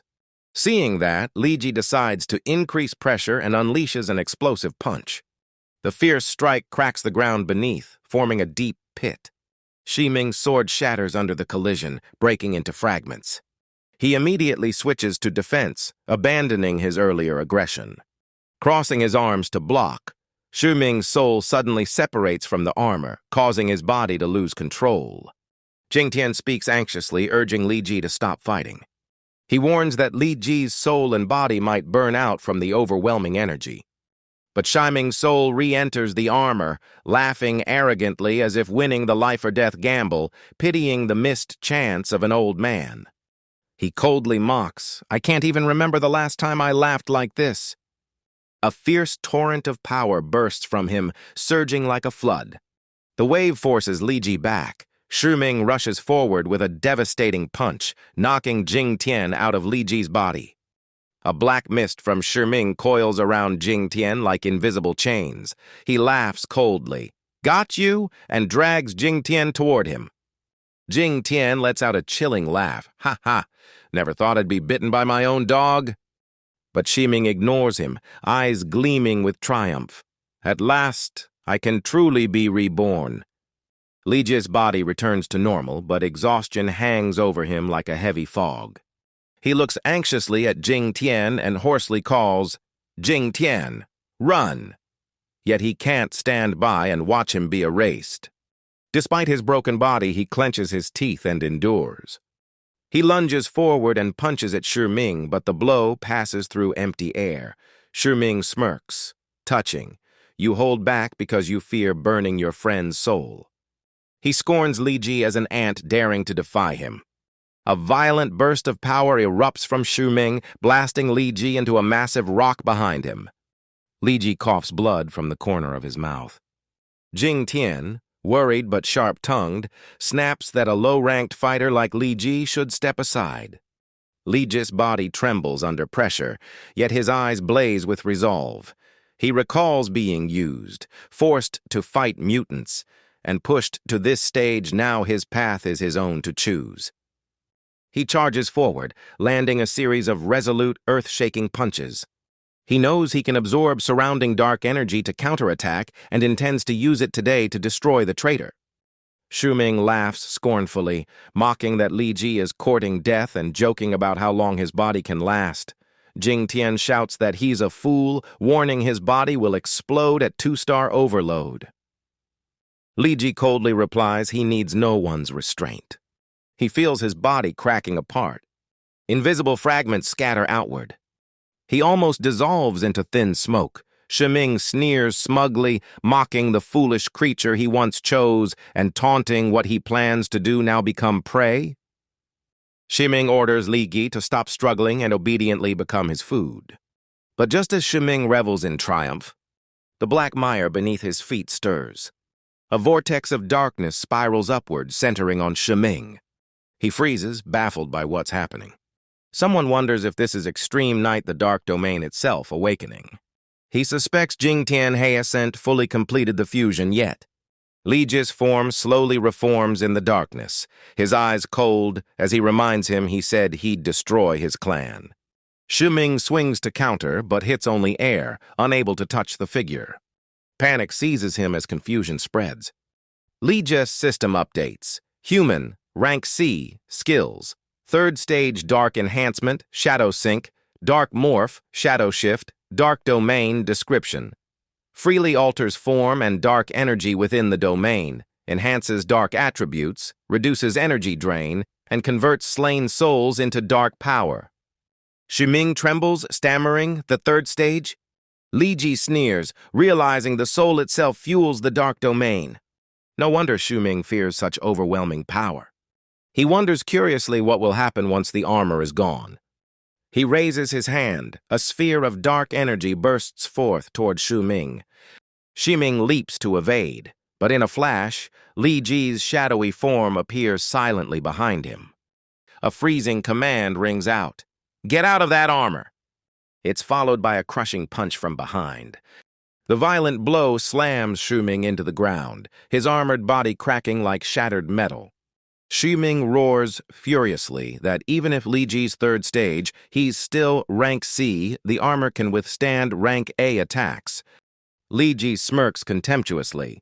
"If I can't break it from outside, he'll change my approach." He darts forward like lightning, merging with the darkness and slipping into the armor's gaps. Ming stammers in terror, "Impossible!" His soul is forced out of the armor, body trembling uncontrollably. Li Ji holds the armor, voice icy. "So you parasitize this to replenish your soul by absorbing darkness." Without its defense, Ming panics and flees, knowing continued fighting would drain him to death. Li Ji sneers coldly. "Trying to escape? You think you have a chance?" Chains of darkness lash out, binding Ming's soul and trapping him mid-air. Ming still screams, "My soul is entwined with Jing Tian. Hurt me and hell suffer too." But Li Ji calmly replies, "Did you forget? The soul itself is the essence of dark energy."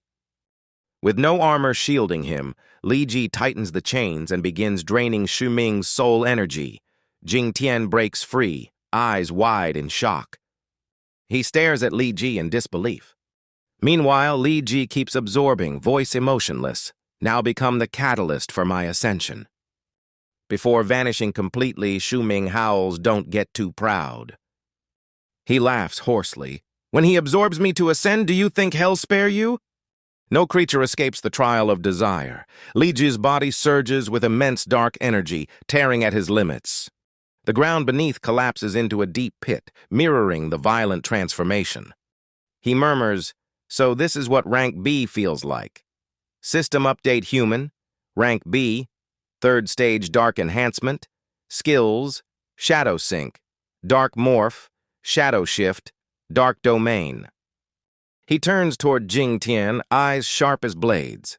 "Jing Tian, now it's your turn." He raises his hand, pulling Jing Tian toward him.